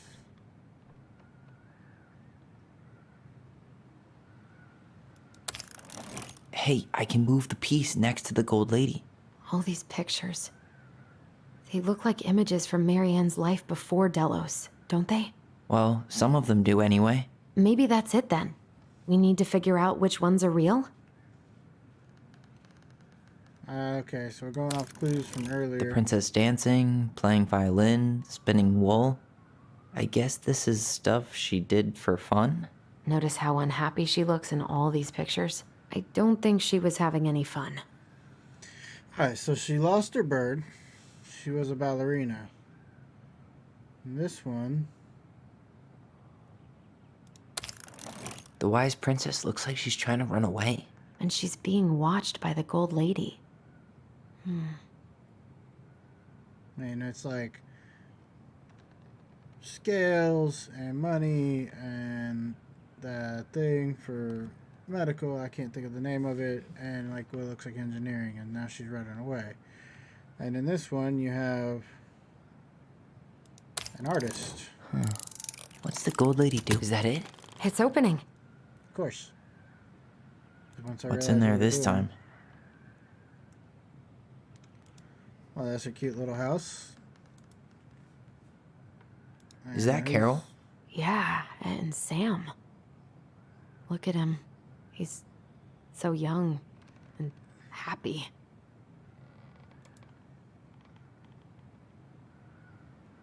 I'll get to the longer ones after I look at the short stuff. Salmonberry Park. Oh, crap. That's a lot Salmonberry of stuff. Park. Huh. Is that some kind of commune? Looks like it. So weird to imagine her living in a community like that. With, other people. The So she weirdest ran off part and is how they all seem to love her. Where was joined a prom cult. queen Marianne when the whole town was turning on us? Wow. She worked for a watchmaker in Juneau before she moved to Delos. No wonder she was so handy.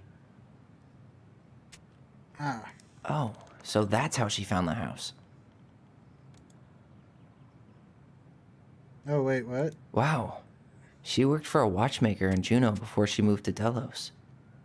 No wonder she was so handy.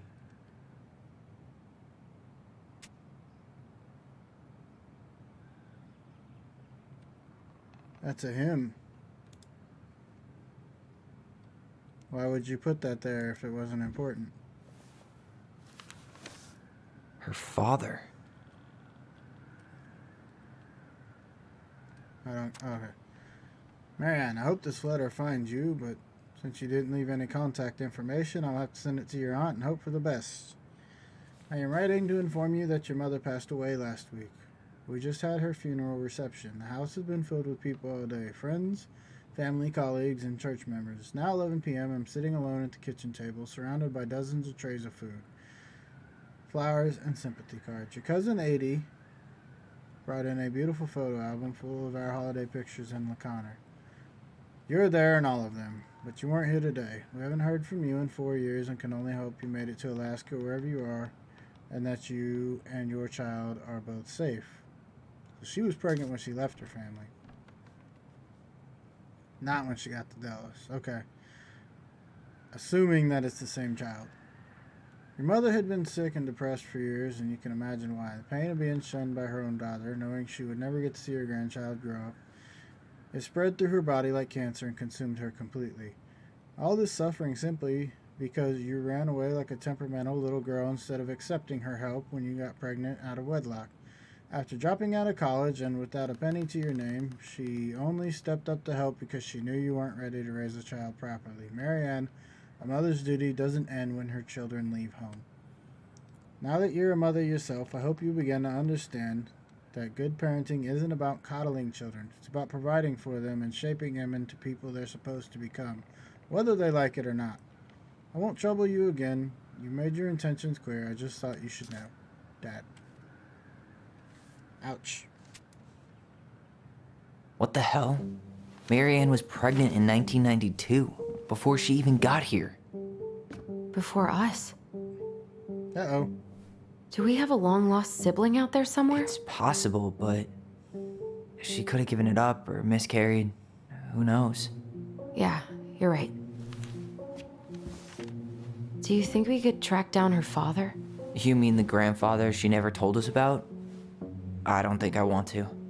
You're not at all excited about having more family. You saw the letter. I don't think we want any part of that. Fine. Let's keep digging.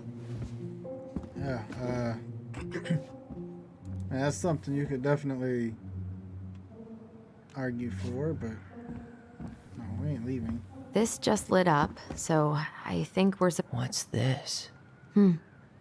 Some sort of map? Alright. That's the Gold Lady's castle.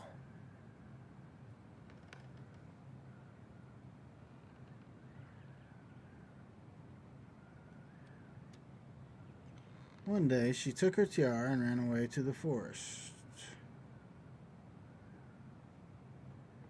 This looks like a dinner party with the old bear and the very old beaver.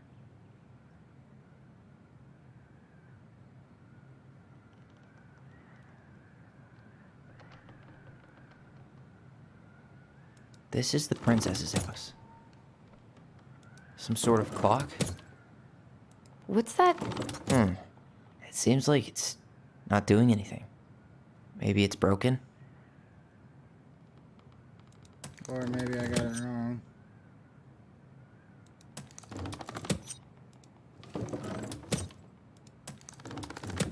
I'm pretty sure you're gonna start at the castle. I mean, let's...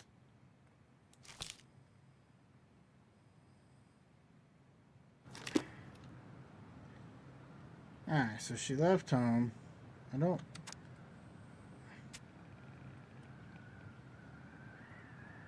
You need help? Yeah, I'm stuck. Any ideas?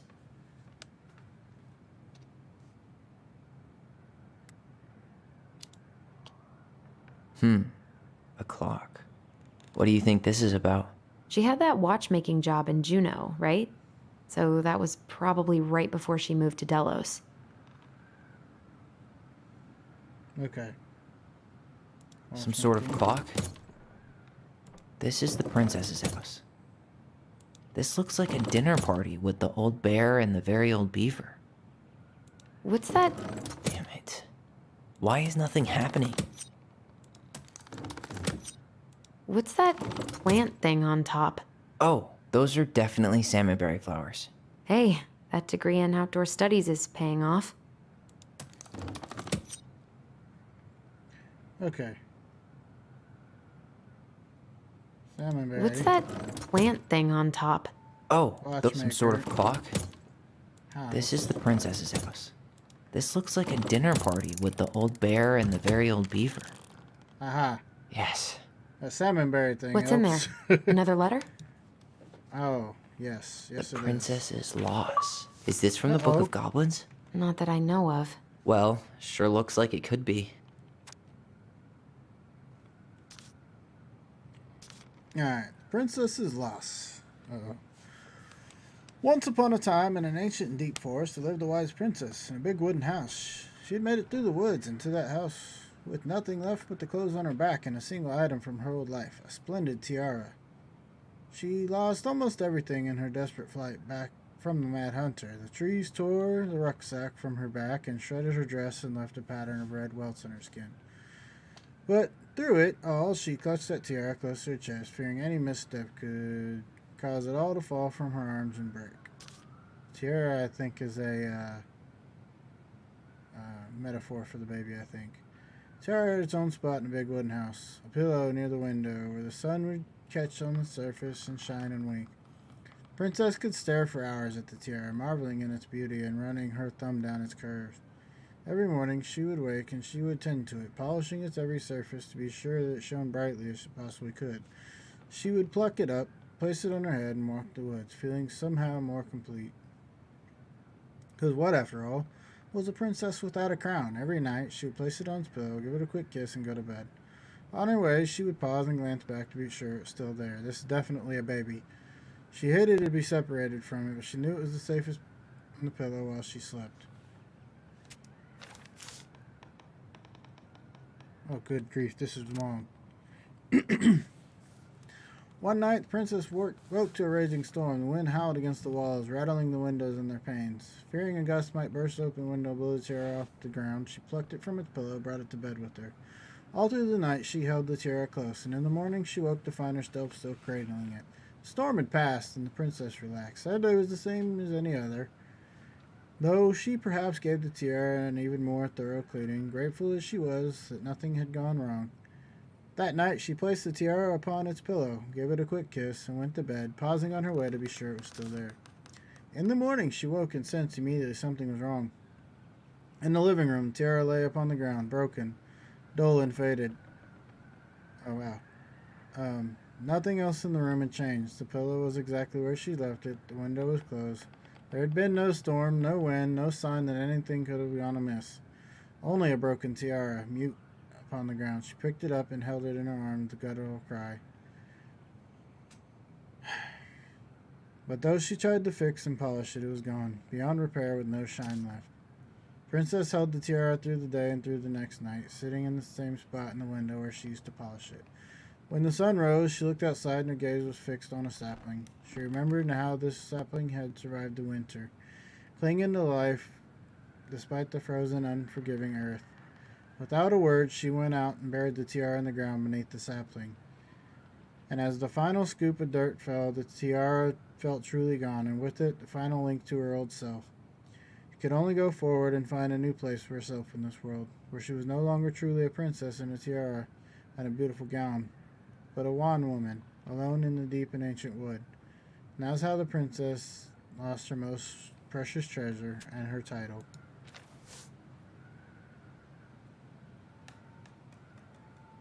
And that's the same thing. Wow. And that was how the princess lost her most precious treasure and her title. That was the story she read us that night. God, it makes sense now. Yeah, she got pregnant.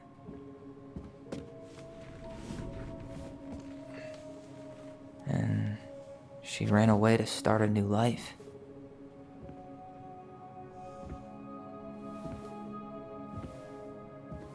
And then she made her way to Delos Crossing, where she was finally happy.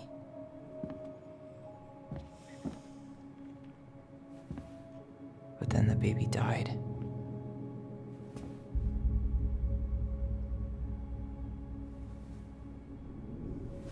I can't even imagine how she must have felt. She left everything behind, built a whole new life for him. And then he was just gone. I guess having us helps her move on. But when it looked like we were gonna be taken away, she snapped. She just couldn't lose any more children. It really wasn't anything we did. I don't know what I'm supposed to do with all this. Ouch. I don't either, but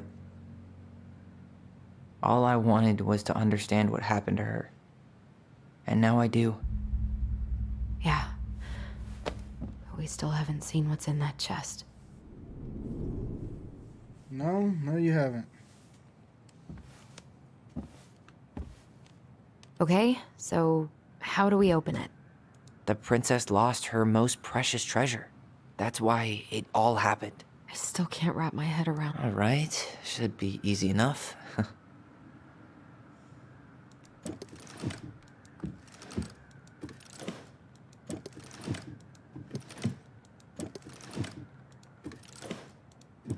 there a W?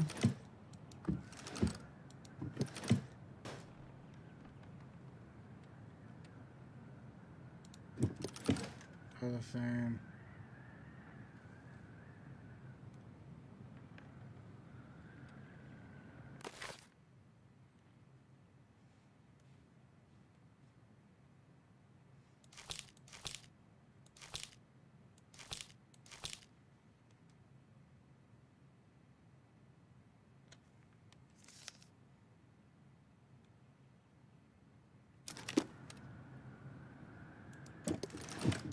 I have no idea what.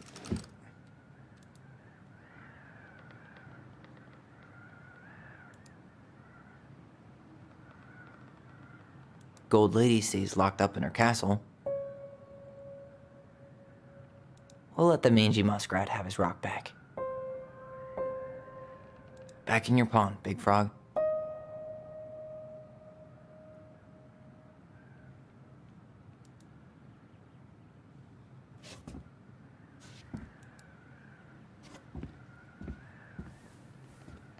Moonhag's gotta be imprisoned in her lake.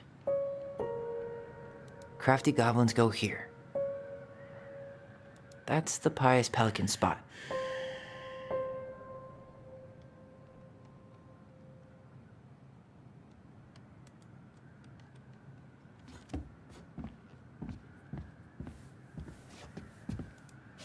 Why are these pictures from the Book of Goblins here? I don't know. Why don't we solve this one first? The princess lost her most precious treasure. That's why it all happened. I still can't wrap my head around it.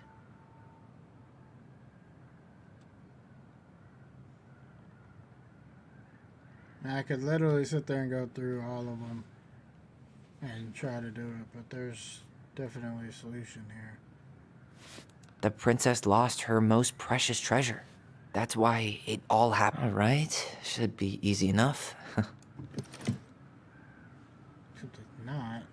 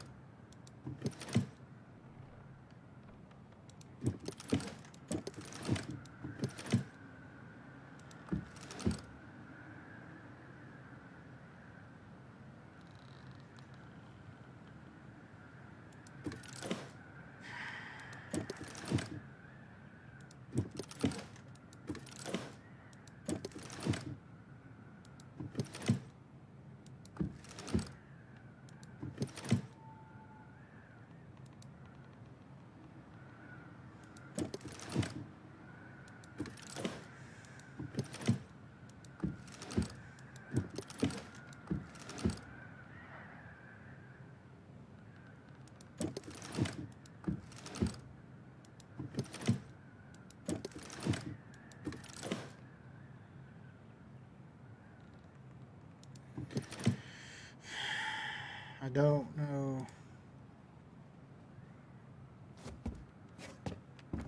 Solution here.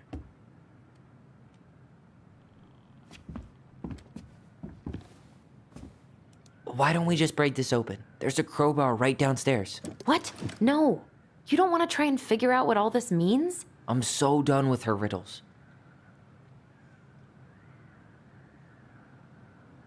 It's not Los for like Delos.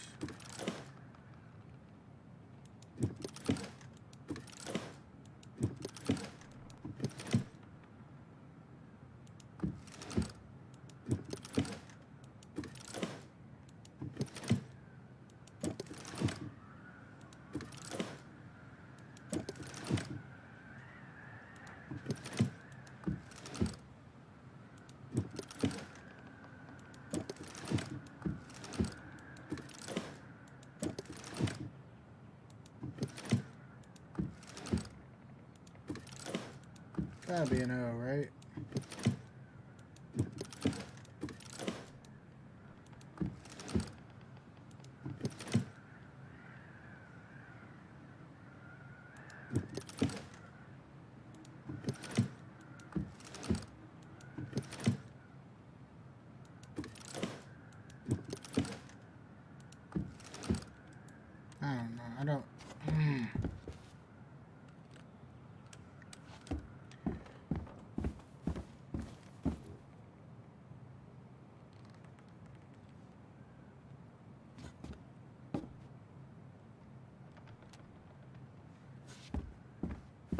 What in the heck?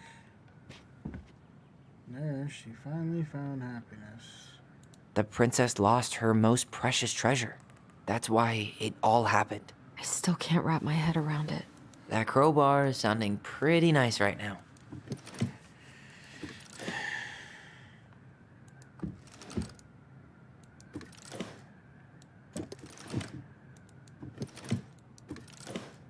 Anybody got any ideas?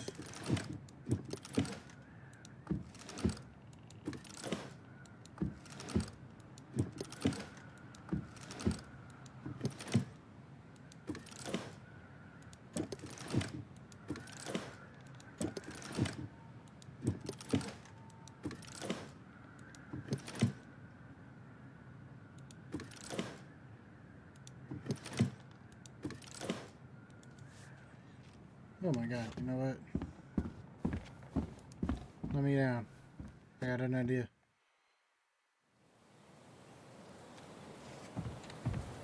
Hey, come back here. We haven't unlocked the chest yet.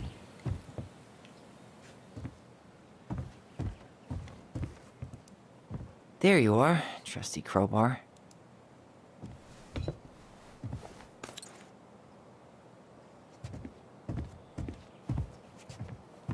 I mean, I actually want to solve it, but...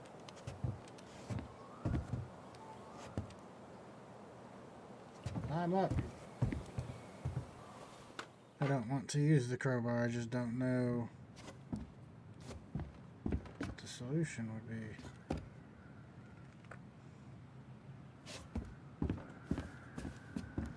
And I feel like it's staring at me and I just don't know what it is. And that wouldn't be right. Okay. L-O-S-E-A-R.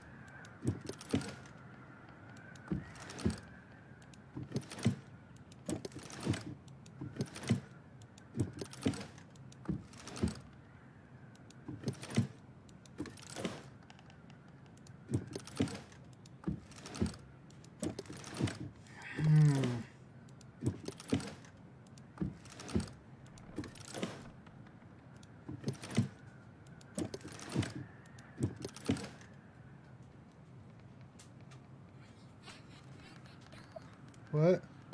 Mommy says it's on the door. On the door. Oh my gosh. Oh, yeah. The door. I got it.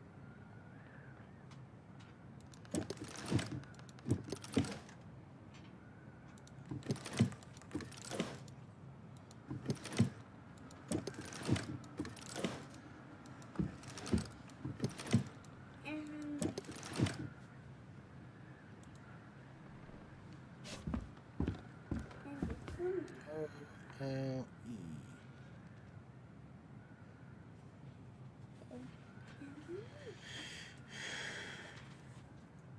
So, Daddy, can I have M&M's? Sure. I got it. O-L-E.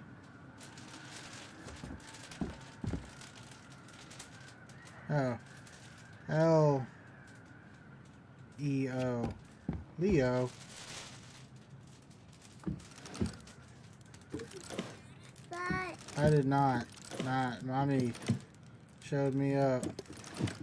huh, she hasn't even played this game.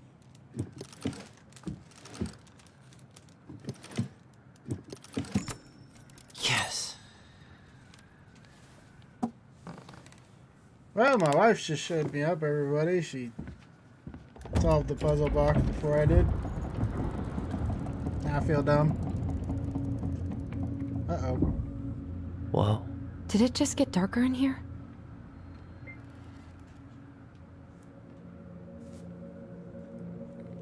Yes. Alexa, Holly, hang up. She noticed. Dear Allison. I was her son.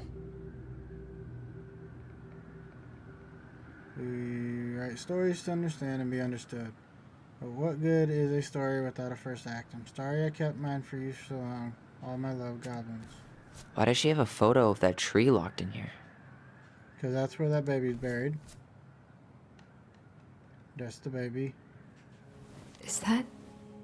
Leo Ronan.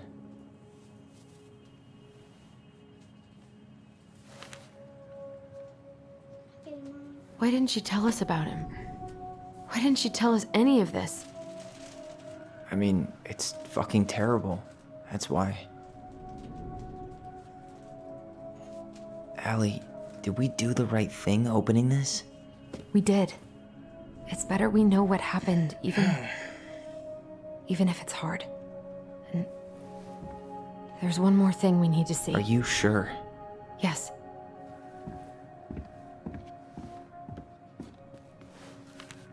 Come on, let's go to the dock. It's time to finish this. Right. You really want to Sapper. go? You sure we've seen everything? Looks like there's no I turning guess we back could from stay this a little point. longer if you think there's more to find. The Very Old Beaver's repair list. That's the story where the princess's house gets damaged by a storm and the animals help her fix it. Yeah. What did they do to fix it again?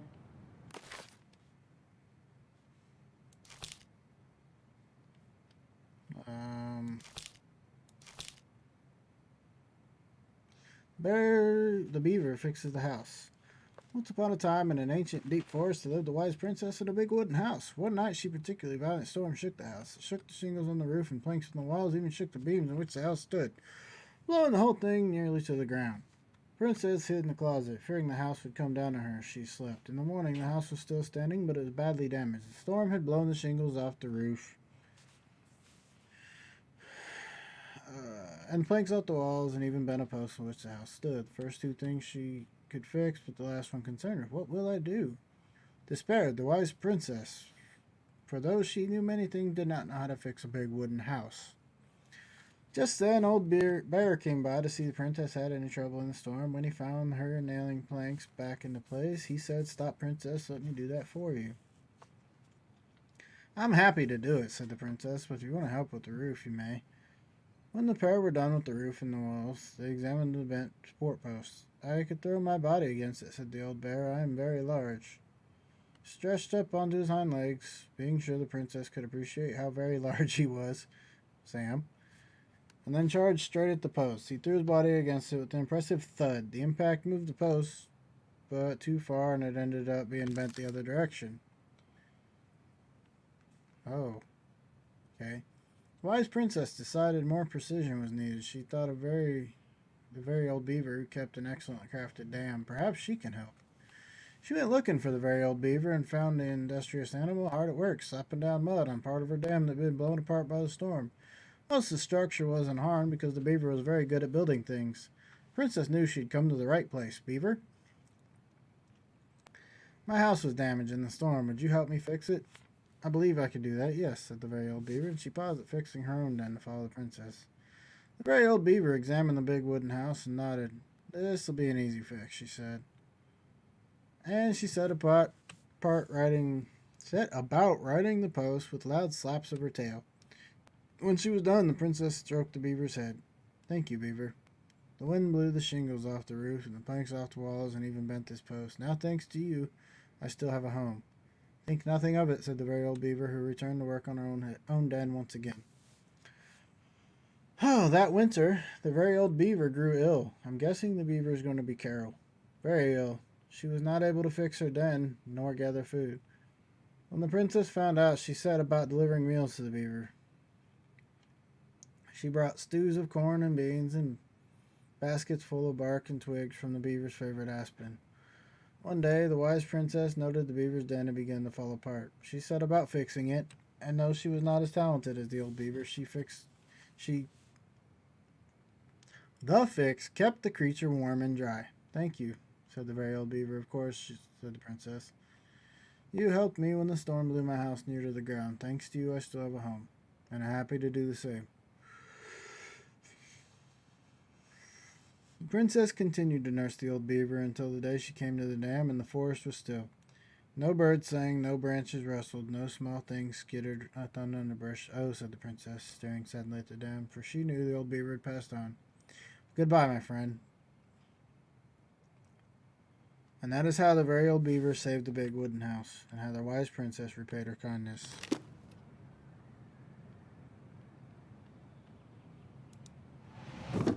She fixed the roof shingles. She fixed the broken window. She fixed the planks that were blown off the walls. She slapped the post with her tail to right it. Wait. All right. I knew I didn't get the window. Damn. That must have been rough on Eddie. Yeah, he doesn't really like to talk about her. Marianne, you could cover your ears every time I try to have this conversation with you, so I thought I'd better have a better chance of doing this in the letter. I know you don't like saying goodbye, so I'll keep my melancholic rambling short and sweet. I want to thank you with all of my heart for taking care of me these past few months. I can't even imagine how exhausting it must have been for you to look after a sick old lady when you also have 2 small children at home. I know you want me to keep fighting this disease and hoping for recovery, but it's always been a great strength of mine to know that when it's time to let go, and that time's come. I'd like to ask you one last favor. Please take care of Eddie after I'm gone. My poor boy puts on a brave front ever since his father died, but I know he's in pain. I would be so much more at peace knowing he still has family. Maybe he could teach the kids how to fish. He loves spending time with them. Thank you for the warmth and peace you brought to my life. Give the kids a kiss for me, will you?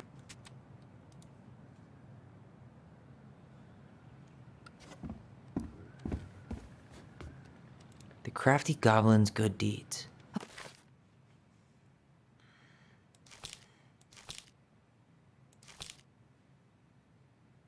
The goblin story.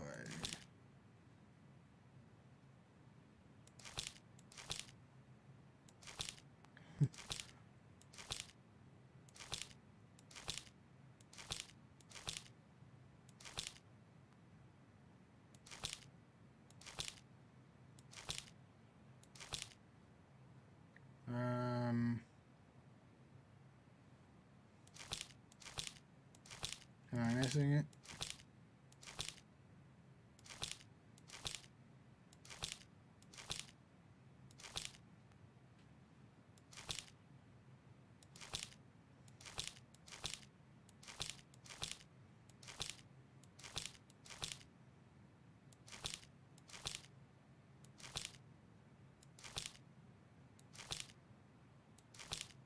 Of course.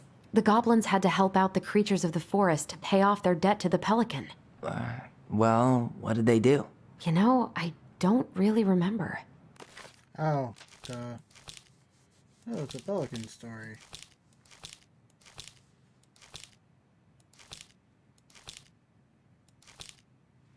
Alright, the pelican forgives the goblins. Assume that this is it.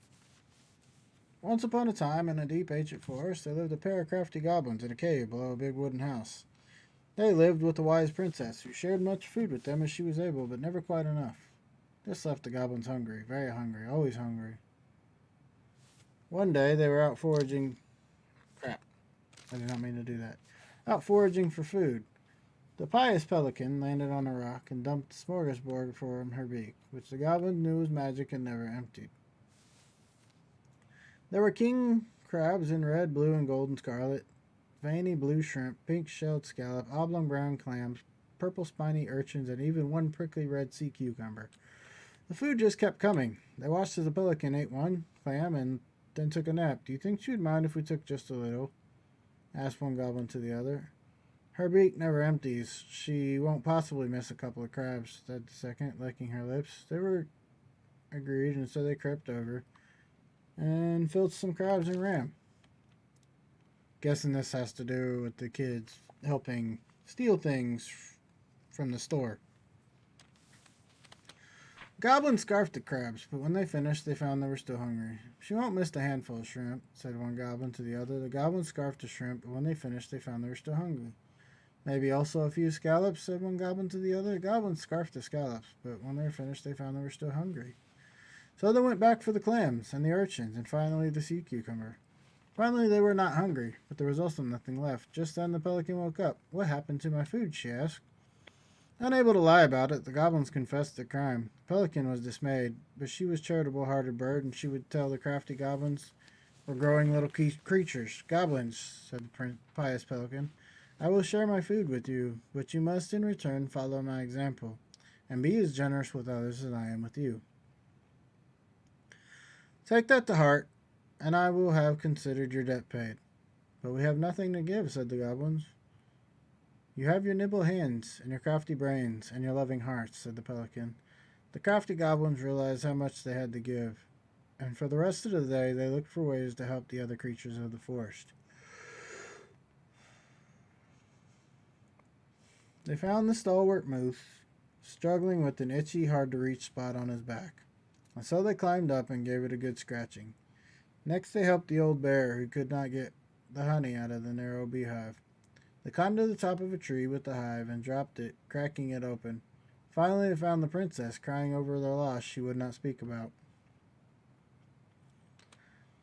So they wrapped their little arms around her in a great big hug and stayed until she felt better.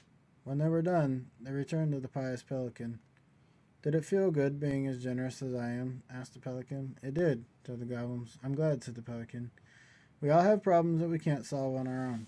But if everyone goes about with generosity in their hearts, then there is always someone on hand to help. But we all must commit to do so, or there may be no one there to help you when you need it. This made sense to the goblins, and they thanked the pious pelican for her food and her lesson. Of course, by the time they were hungry again, and that remained an ongoing problem until the day the stalwart moose taught them to fish, but that's another story. And that is how the pious pelican forgave the crafty goblins, and how she taught them charity. Alright. So, they dropped the beehive. They broke open the beehive for the bear. They hugged the princess when she was crying. And they scratched the moose's They back. gave the stalwart moose a good scratch on the back. Nailed it. Our lives would have been so different if their friendship hadn't gone to shit. The Pelican Crossing is a specialty gift boutique located near the O'Shea Glacier, catering to Gastineau Channel tourists as well as Delos Crossing locals. We specialize in an assortment of high-quality products from home accessories, handmade souvenirs to personalized apparel and locally made art. The Pelican Crossing will be the first store to act as a relay between the buzzing arts and crafts scene and customers. In addition to a wide array of novelty handcrafted products, the consumer will enjoy friendly and knowledgeable customer service from Vecchi store owner Tessa Vecchi and up-and-coming artist Marianne Ronan. This business plan is prepared to obtain financing in the amount of $20,000 to purchase inventory and to help cover expenses in the first year of operations. In year one, the Pelican Crossing plans to break even, and in year two, we plan on generating a moderate profit. Working on the executive summary part of our business plan. What do you think, Tessa? Alright. Do another one. The old bear's gifts for the princess. I'm totally blanking on that story. What did he give her again? Why don't we open up the book and check?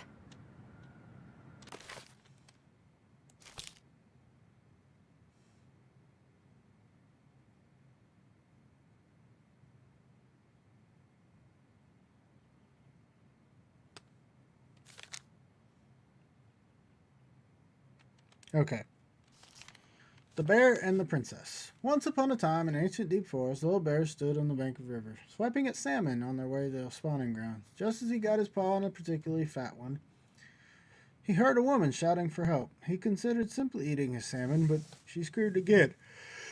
And he lumbered over to investigate.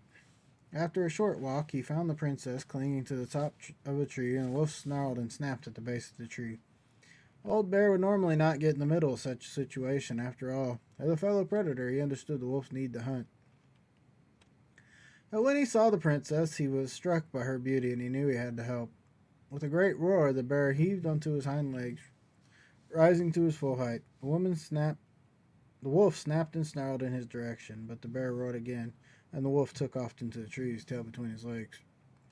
The old bear fell down on all fours, stared at the princess. She regarded him fearfully. "You can come down," he said. "How do I know you didn't save me just so you could eat me yourself?"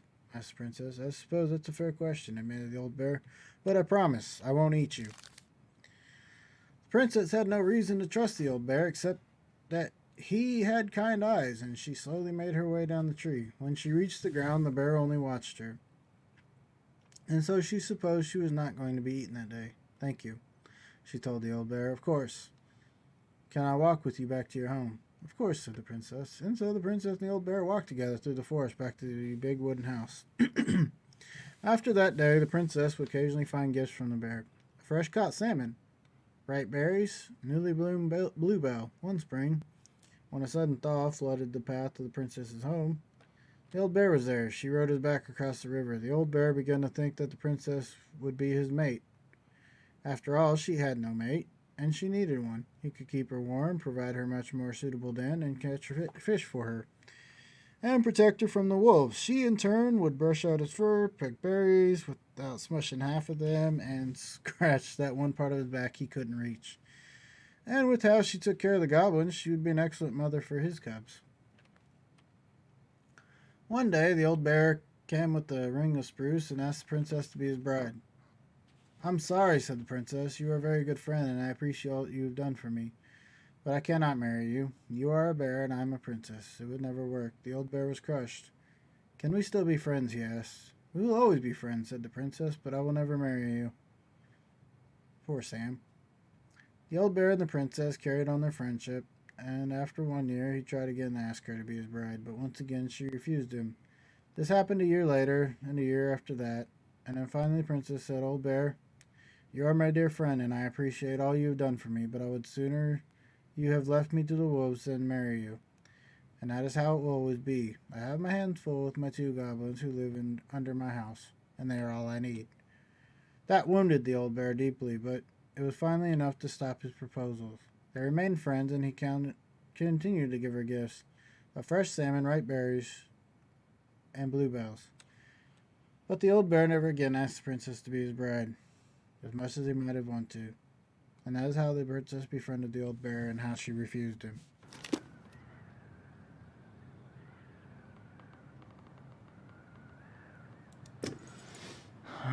Fresh caught salmon?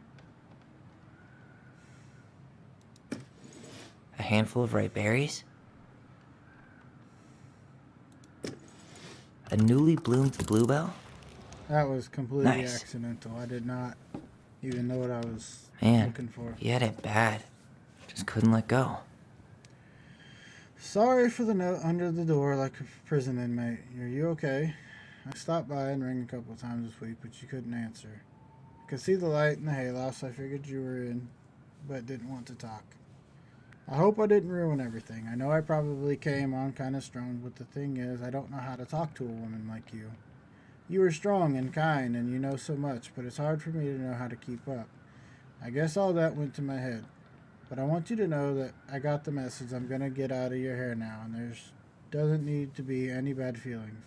We can pass in the street and say hello or not. It's okay. P.S. I noticed your car was leaking, so I put some sealant in there. You might need to take it into the shop, though. Let me know if you want me to come with you, because sometimes these guys try to rip you off. If not, no big deal, Sam." Poor Sam. The crafty goblin's loot. That's from The Princess and the Two Thieves. I drew the original. and I distinctly remember drawing that cake, which is arguably the best part of that illustration. All right, Picasso. And you probably remember what the goblins stole in that story. Man, I don't remember nothing.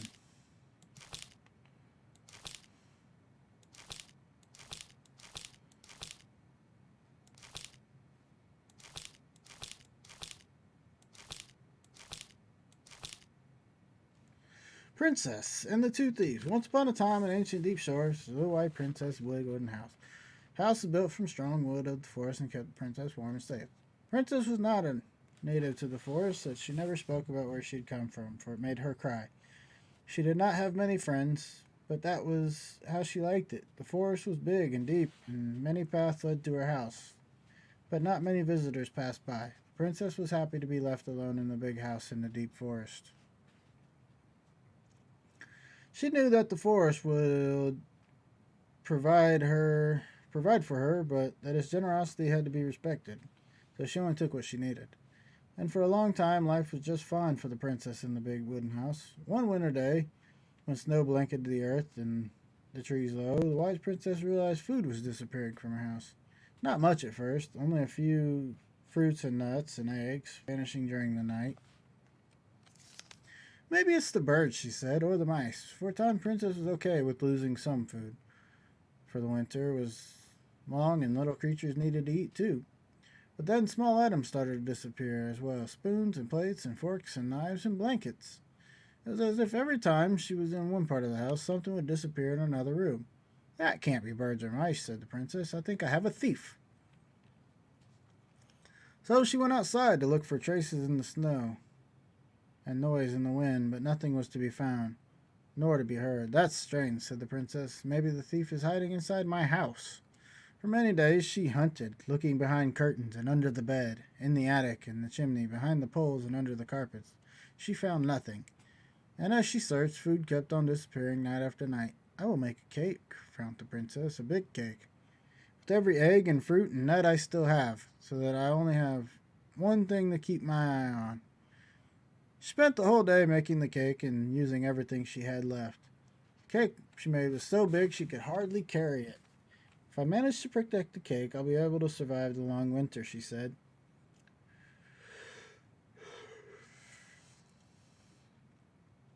So, she added a lock to the oven. She kept the big cake safe inside. Next morning, the lock had been opened, the cake had disappeared. At first, Princess cried because the cake was last of her food until the snow melted. Then she noticed 2 trails of tiny feet and spilled flour, and she followed the tracks to a hidden latch to the floorboards. This is how the princess realized that 2 tiny thieves were living under the wooden house right below her feet. Huh? Alright, well, there's that. Maybe they took some of the princess's fruit? I'm pretty sure they stole some eggs. What if they took some spoons? And bada That's boom. it. I always wondered where that drawing went. She said it was her favorite, and then one day it just disappeared. Oh. I believe we have finished. You really want to go? You sure we've seen everything? Nope, we are done. Either way, I'm ready for this to be over. Finish this. Me too. Man, my feet are cold. Almost like I'm in the snow. To the docks! We're gonna find something out.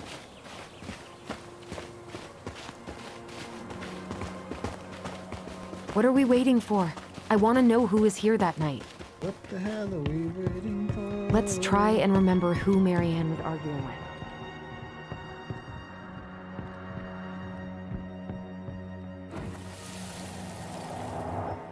We're going to remember. I promise.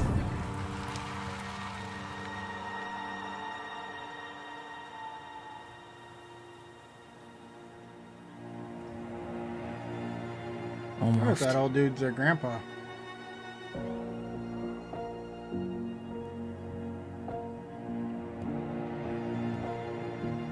Boom! Nailed it. Tom? Tom Vecchi is our father?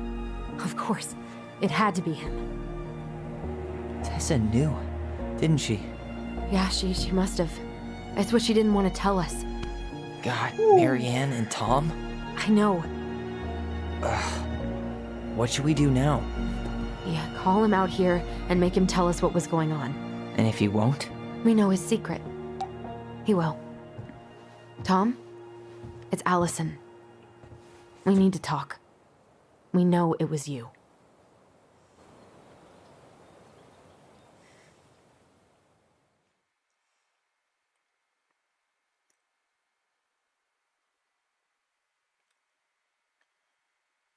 Man.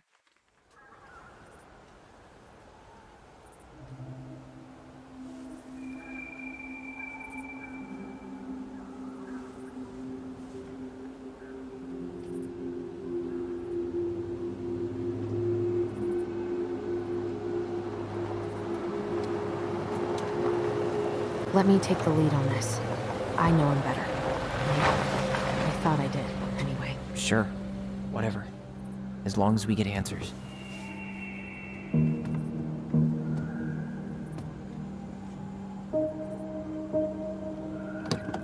Kinda wonder if this part changes based on who you kinda favored with the memories. Not the Tom part, but who takes lead.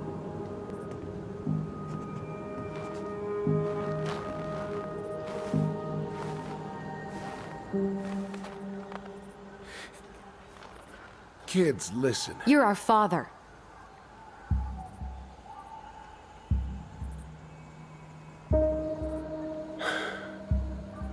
Yes.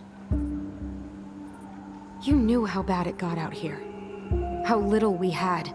Why didn't you help Marianne? You mean all the money she wanted? We didn't have anything to spare. Well, that winter was rough on everyone. You would have starved out here if not for all the free food we gave you. Don't act like you had anything to do with that.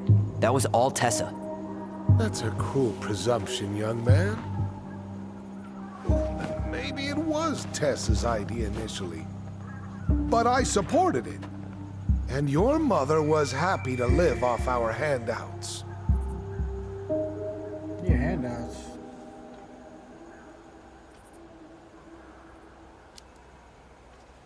You tried to burn down our barn and knocked Tyler unconscious. I never meant to hurt anybody. You weren't supposed to be home. Doesn't excuse the fact that you didn't even stop to help. What do you want me to say? I panicked. I was terrified that this whole thing was gonna blow up in my face. I had to do something.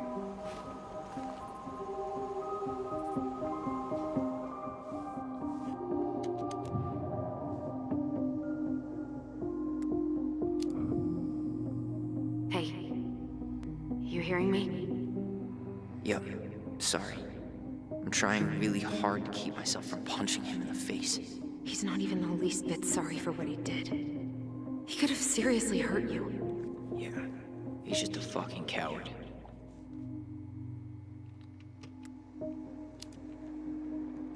You were here that night. You saw Marianne and Tyler. Why didn't you help? I know it wasn't my best moment, but she threatened my life. So you just decided to let her drown? I didn't decide anything. Everything happened so fast, I panicked. And by the time I got to town, Brown was already on his way out. There was nothing else I could do.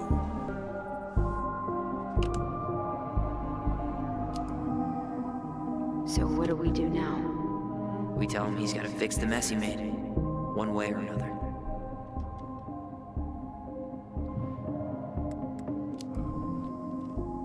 Does he really expect us to believe there wasn't anything else he could have done that night? I don't know, Ellie. I'd rather not think about it. You failed us, Tom. You need to make it right. I'll do whatever you want. As long as none of this gets out. Excuse me? You want me to pay for my mistakes? Fine. But please, Tessa can't know. This'd kill her. Tessa already knows, Tom. No. That's impossible. It never occurred to you the reason Tessa cut Marianne off was you? But she never said anything. Oh, Lord. You should try talking to your wife. Maybe if you had, we wouldn't be in this situation. And maybe Marianne wouldn't be dead. Oh, come on. You of all people should appreciate how troubled Marianne was. She was unhinged. Something like this would have happened sooner or later. Seriously?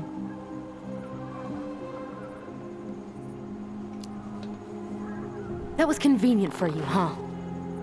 You preyed on her because she was vulnerable. And you knew you could always blame it on crazy Marianne Ronan if you got caught. It was nothing like that. Nothing at all. Your mother was a very pretty woman. And she'd been so many places and done so many things. The way I always thought I would have. I got caught up. Love made me a fool. Look, I made mistakes. But this will not go any further than the three of us. Why? We know. Tessa knows. Marianne's dead. There's no point in hiding it anymore. Because he's running for mayor. That's why he's hiding. He's afraid it'll tank his campaign. Am I wrong? Jesus, Tom. I've kept your secret all these years. I don't want to go spilling it. But I will if I have to. What? Yeah. Your little story about self-defense. I've never told anyone how Marianne really died. Oh, shit. That night, I came out here because I was worried about your mother.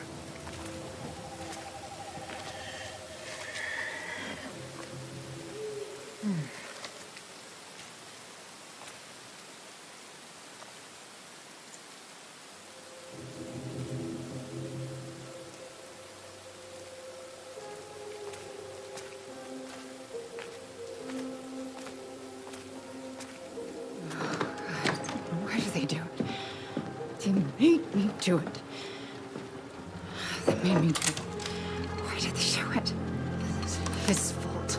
This is his fault.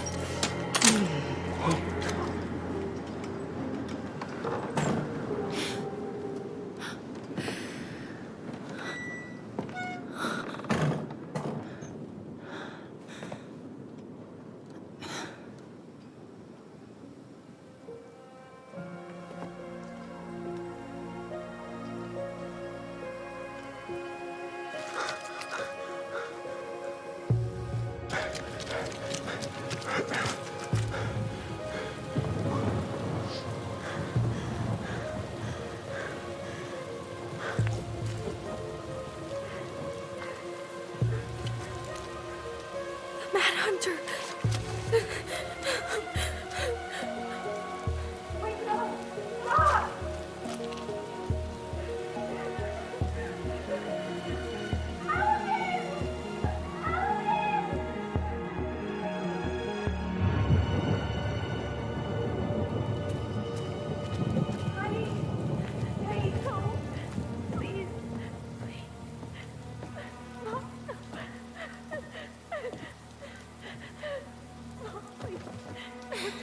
I'm not gonna hurt you.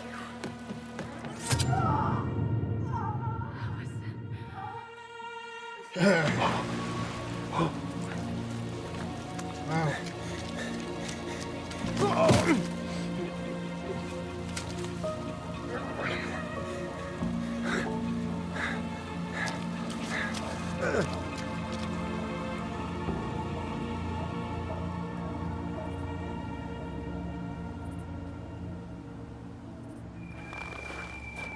No.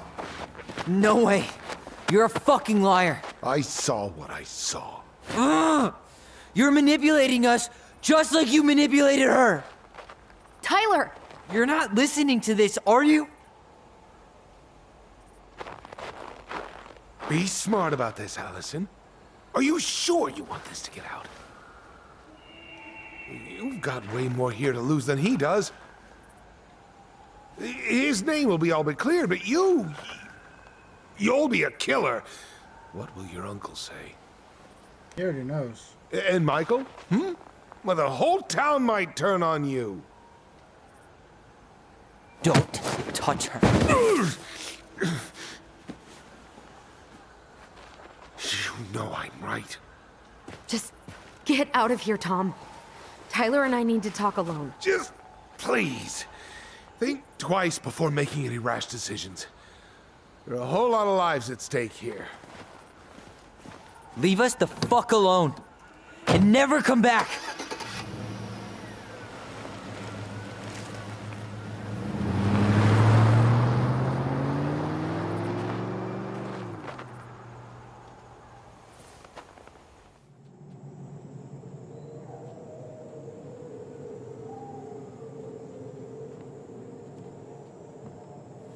Allie, you okay? You didn't let that asshole get to you, did you? Did you? What if he's right?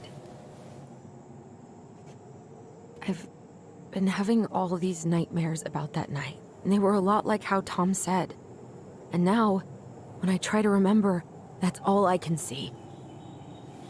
He's trying to mess with your head, and you're letting it work. No, it's more than that. Probably right. Ever since we started digging, I haven't been able to shake this feeling like something's off. Something's off because he put this in your head. Don't let him get away with it. He might not be lying. We keep getting things mixed up. We remember totally different versions of the past. Those are just details. This isn't that. She was going to kill me. I'm not so sure anymore, Tyler.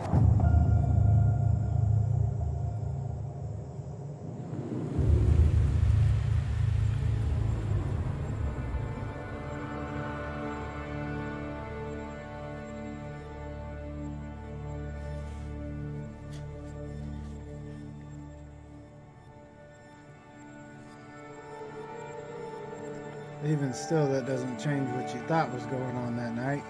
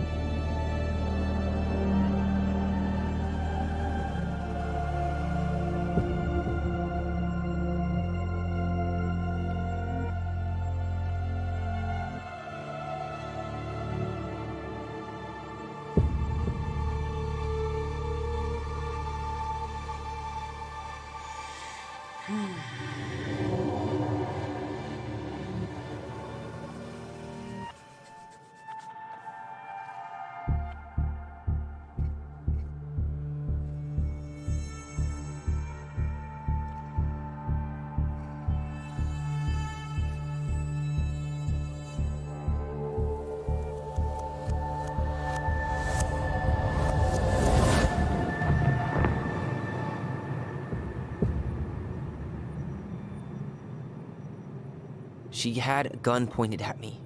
She chased me. She said she was going to kill me.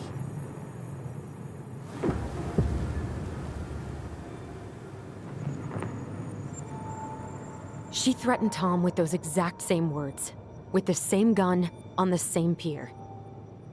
The thing you said to Eddie the other day got thrown back at me. Don't you think it's possible that happened here too? I guess it's possible. Fuck. I don't know. And we're never gonna know the truth, are we? Because the second you walk away from something, that's it. Yeah. I guess at this point, you just have to decide what you believe. Me? Yeah. You need to start dealing, Allie. And that means coming to terms with whatever version of the past feels the most true to you. No more running. Whatever you choose, you gotta live with it, okay?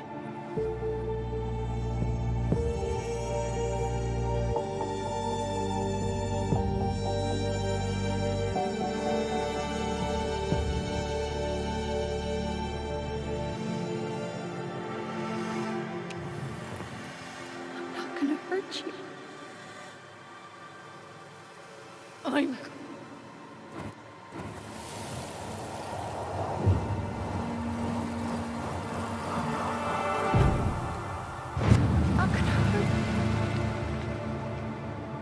Oh, please. No, don't do this. Allison, this isn't what...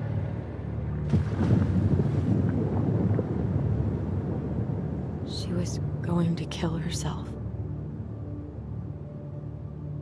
Just herself. You interrupted her and we got confused. Are you sure? Yes. Ouch. That attic. Tyler, that was meant for us. It was her way of explaining what she was going through. I made a horrible mistake. Hey, it's okay. I'm here.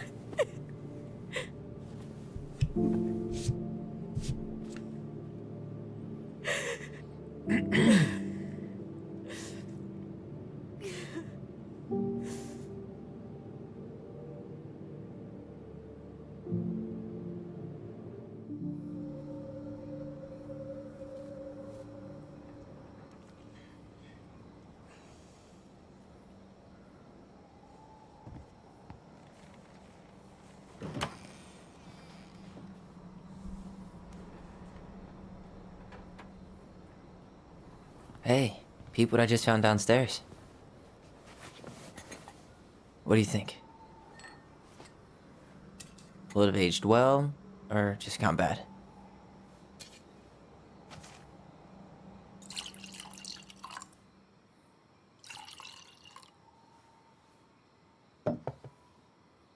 Where are you at right now? I just keep hearing her say she wasn't going to hurt you. Over and over. We were kids. We freaked out. You weren't equipped to deal with that shit. She was just talking to you. And I killed her. Stop. She didn't know that.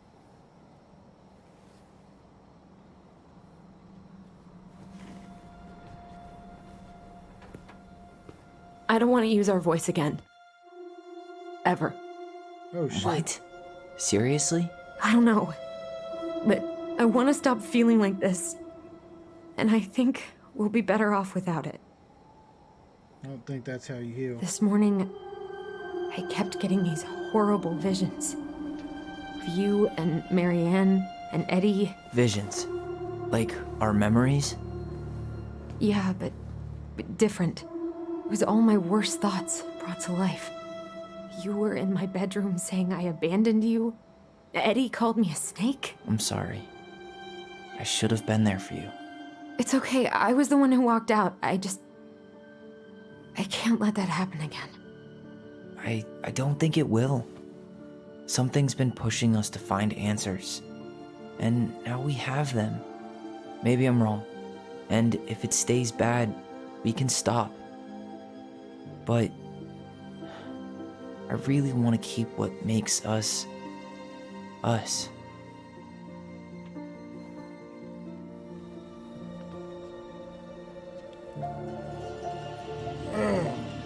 Talk about get you in the feels. The Mad Hunter was forced to remain below the lake with the Moon Hag, but she did not kill him, because even reduced to just one hand, he was too useful a servant.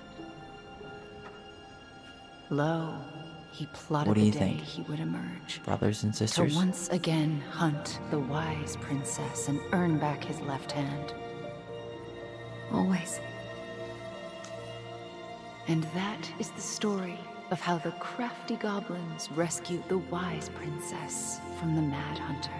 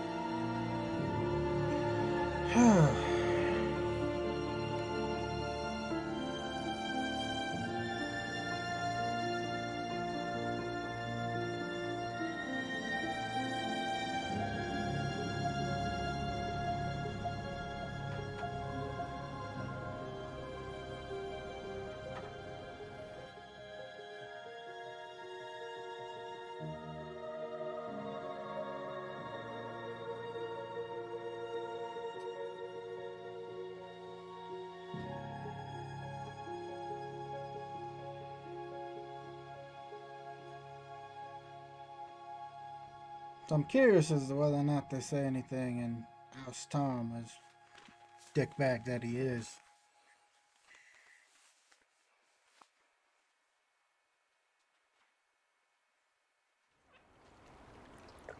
Or if that's something we'll get to make the choice on. Or maybe we're gonna find out right here. Also question whether or not that old dude at the fishing thing was their grandpa. But maybe not. Maybe that's just something there to make you speculate. Tyler's done shaved his head. Looks like a knockoff Eminem.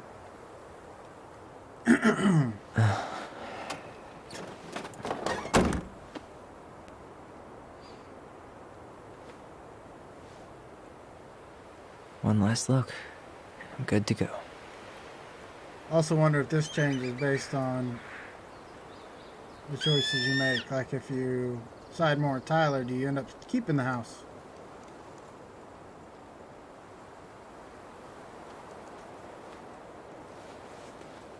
Nope. Hey, it's me. Hey, me. House is empty.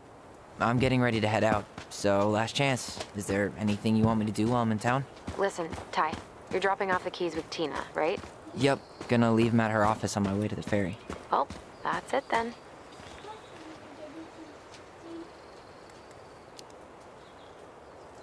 Did you see the article I sent you about Tom losing the election? Ah, yes. I saw your message right before derby practice, so I didn't have time to read it. But I did cackle at the headline. Did you picture Tom's face whenever you went in for a block?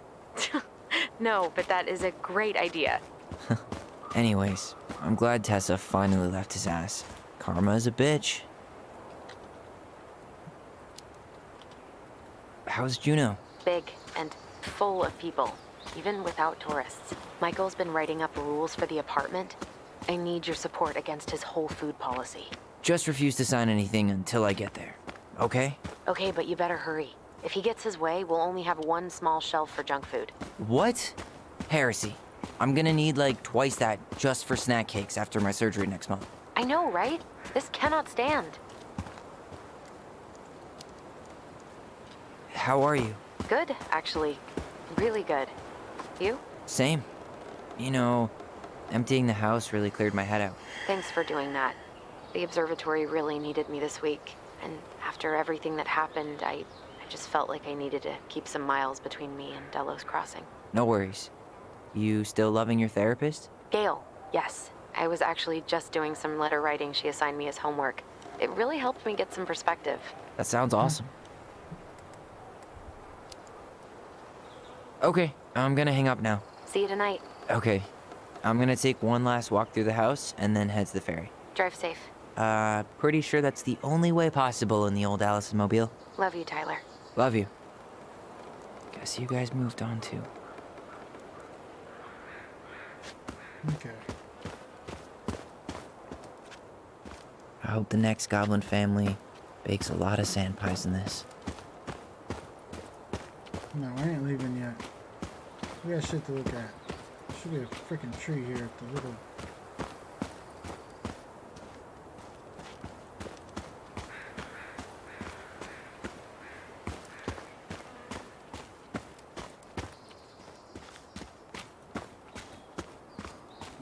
Okay. Through the house. Yeah, now you run. It's too bad Tessa closed her cafe. That other place just doesn't quite hit the spot. Sucks to suck, Thomas Anthony Vecchi. Veni Vidi Lasti. Tom Vecchi has lost the mayoral election against current mayor Leslie Scow. Leslie Scow directly in a bid for re-election over a controversial challenger Thomas Vecchi. With almost 68% of the vote, Scow's triumph was the widest margin of victory in Dallas crossing history. Her rival, local Minnesota, Vecchi, sparked much debate in the community over his gun control policy, but Scow's success has been mainly attributed to her willingness to reach across party lines. Many in the community say her re-election came as no surprise. According to sources close to the city council, Scow invited Vecchi to join her mayoral cabinet, but Vecchi refused. He declined to comment on the election results, except to say they plan to focus on his families and other business pursuits. Some in the community were baffled by his comments, given recent shuttering of Vecchi's business, the highly popular Tessa's Cafe, managed by his wife Tessa Vecchi. In a separate statement, Mr. Vecchi announced she was ending their thriving business to pursue personal and spiritual matters. I did not mean to click that. Huh. Well, at least she finally dumped his ass. Dearest Tyler and Allison, I am writing this letter from Juneau International, where I will soon board a plane to Manila on a missionary assignment. I apologize for not coming in person to say goodbye, but I was called to make this decision alone and carry it on alone as well. I am sure you understand that sometimes we must follow without question the prompting of the Spirit. I will not be coming back to Dallas Crossing for some time. Before I go, there's something I feel I must confess to you both.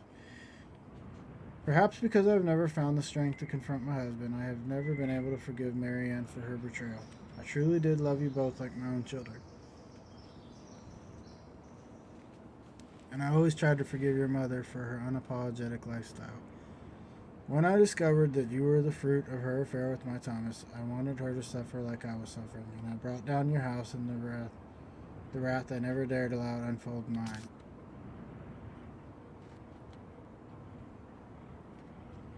I've been deeply ashamed all these years, and I'm surprised at how much better I feel with it out in the open.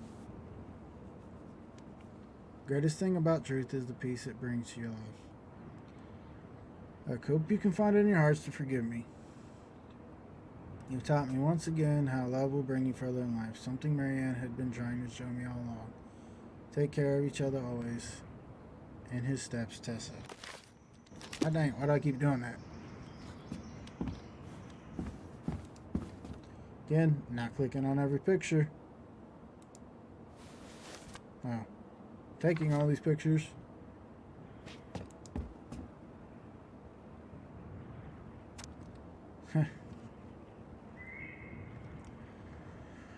Hey goblins, word in town you guys found this old house. Came by tonight to help you fix what needs to be fixed with nobody home. You gone already? Things change so fast these days. Anyway, you know where to find me if you want me to fix things. If you're still in town, I mean. It's getting late and I'm pretty tired. Oh, and I'm sorry for acting like a stupid ass I am. Everywhere I look, I think about what used to be. Been trying to do better, but I think it might be too late for an old bear like me. Not sure if this will reach you. It's getting late. Call me if you're still around. Be safe, Sam. P.S. I wish it was as easy to fix everything as a boat. Man, seeing it empty is so weird. But at least it's the last time we'll ever have to.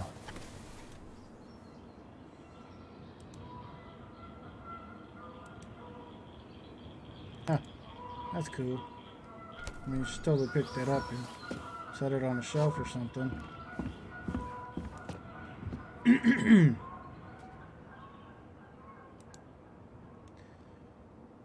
Oh, chat between Michael and Tyler. Must be relieved to be finally done with the place, no doubt. Traffic not too bad. She'll be back at our place around 4. Haha, traffic in Dallas, only the mailbox bandit escaped. Hey, I'm making that biscuit thing you like. Damn, on my way. I'll probably take out some fire hydrants, stop sign. Don't die. I'll keep it warm. See you in a few. Yeah. There was something else to click there.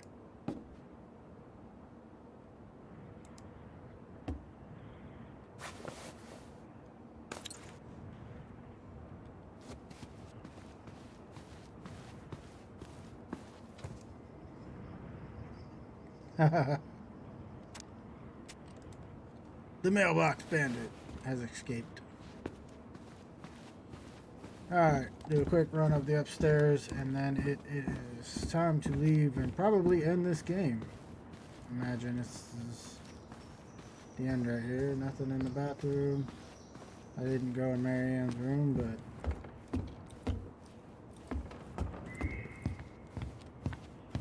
Goodbye, room. Goodbye, room. Goodbye, man on the moon? For posterity. Dang. It's an old house.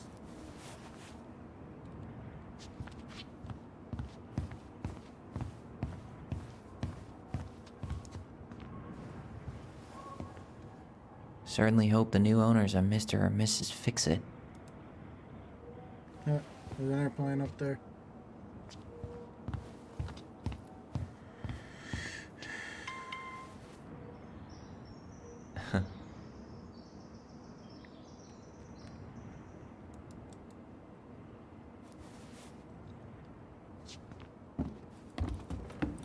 I should go to the dock, I guess, huh? Mary Ann's room's kind of... What is this? Yeah, don't care.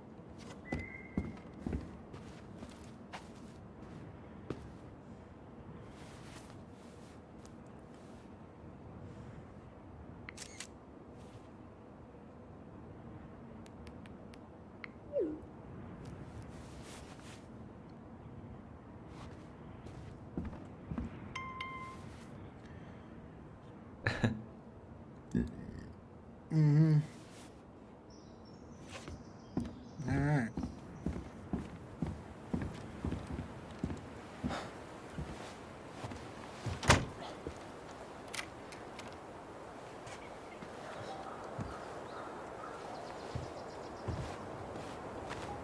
Oh, all right.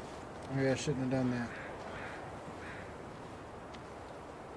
Well, this is goodbye for real, I guess.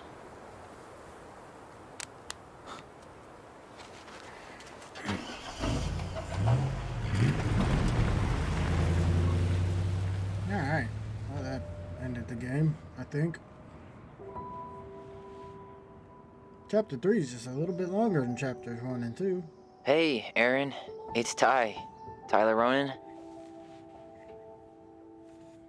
I thought I'd catch you on your break between sessions, but I guess you're going long with another rebel with too many causes.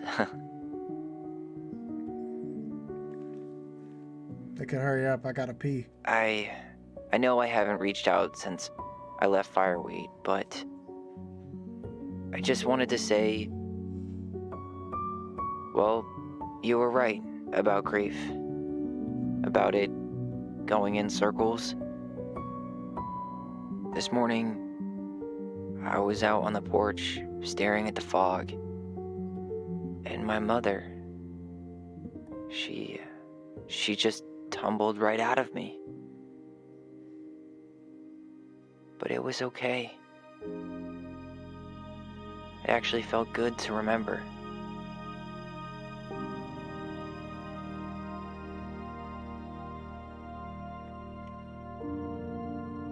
Anyway, give me a call back if you get a chance. I'll see you around. And thank you.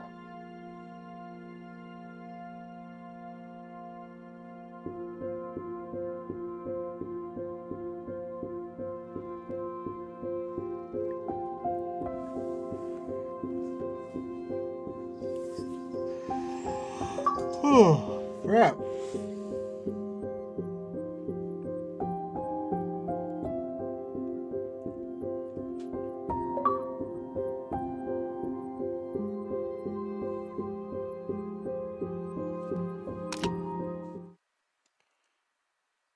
Alright, I feel like this is a good spot to kind of stop and reflect for a second.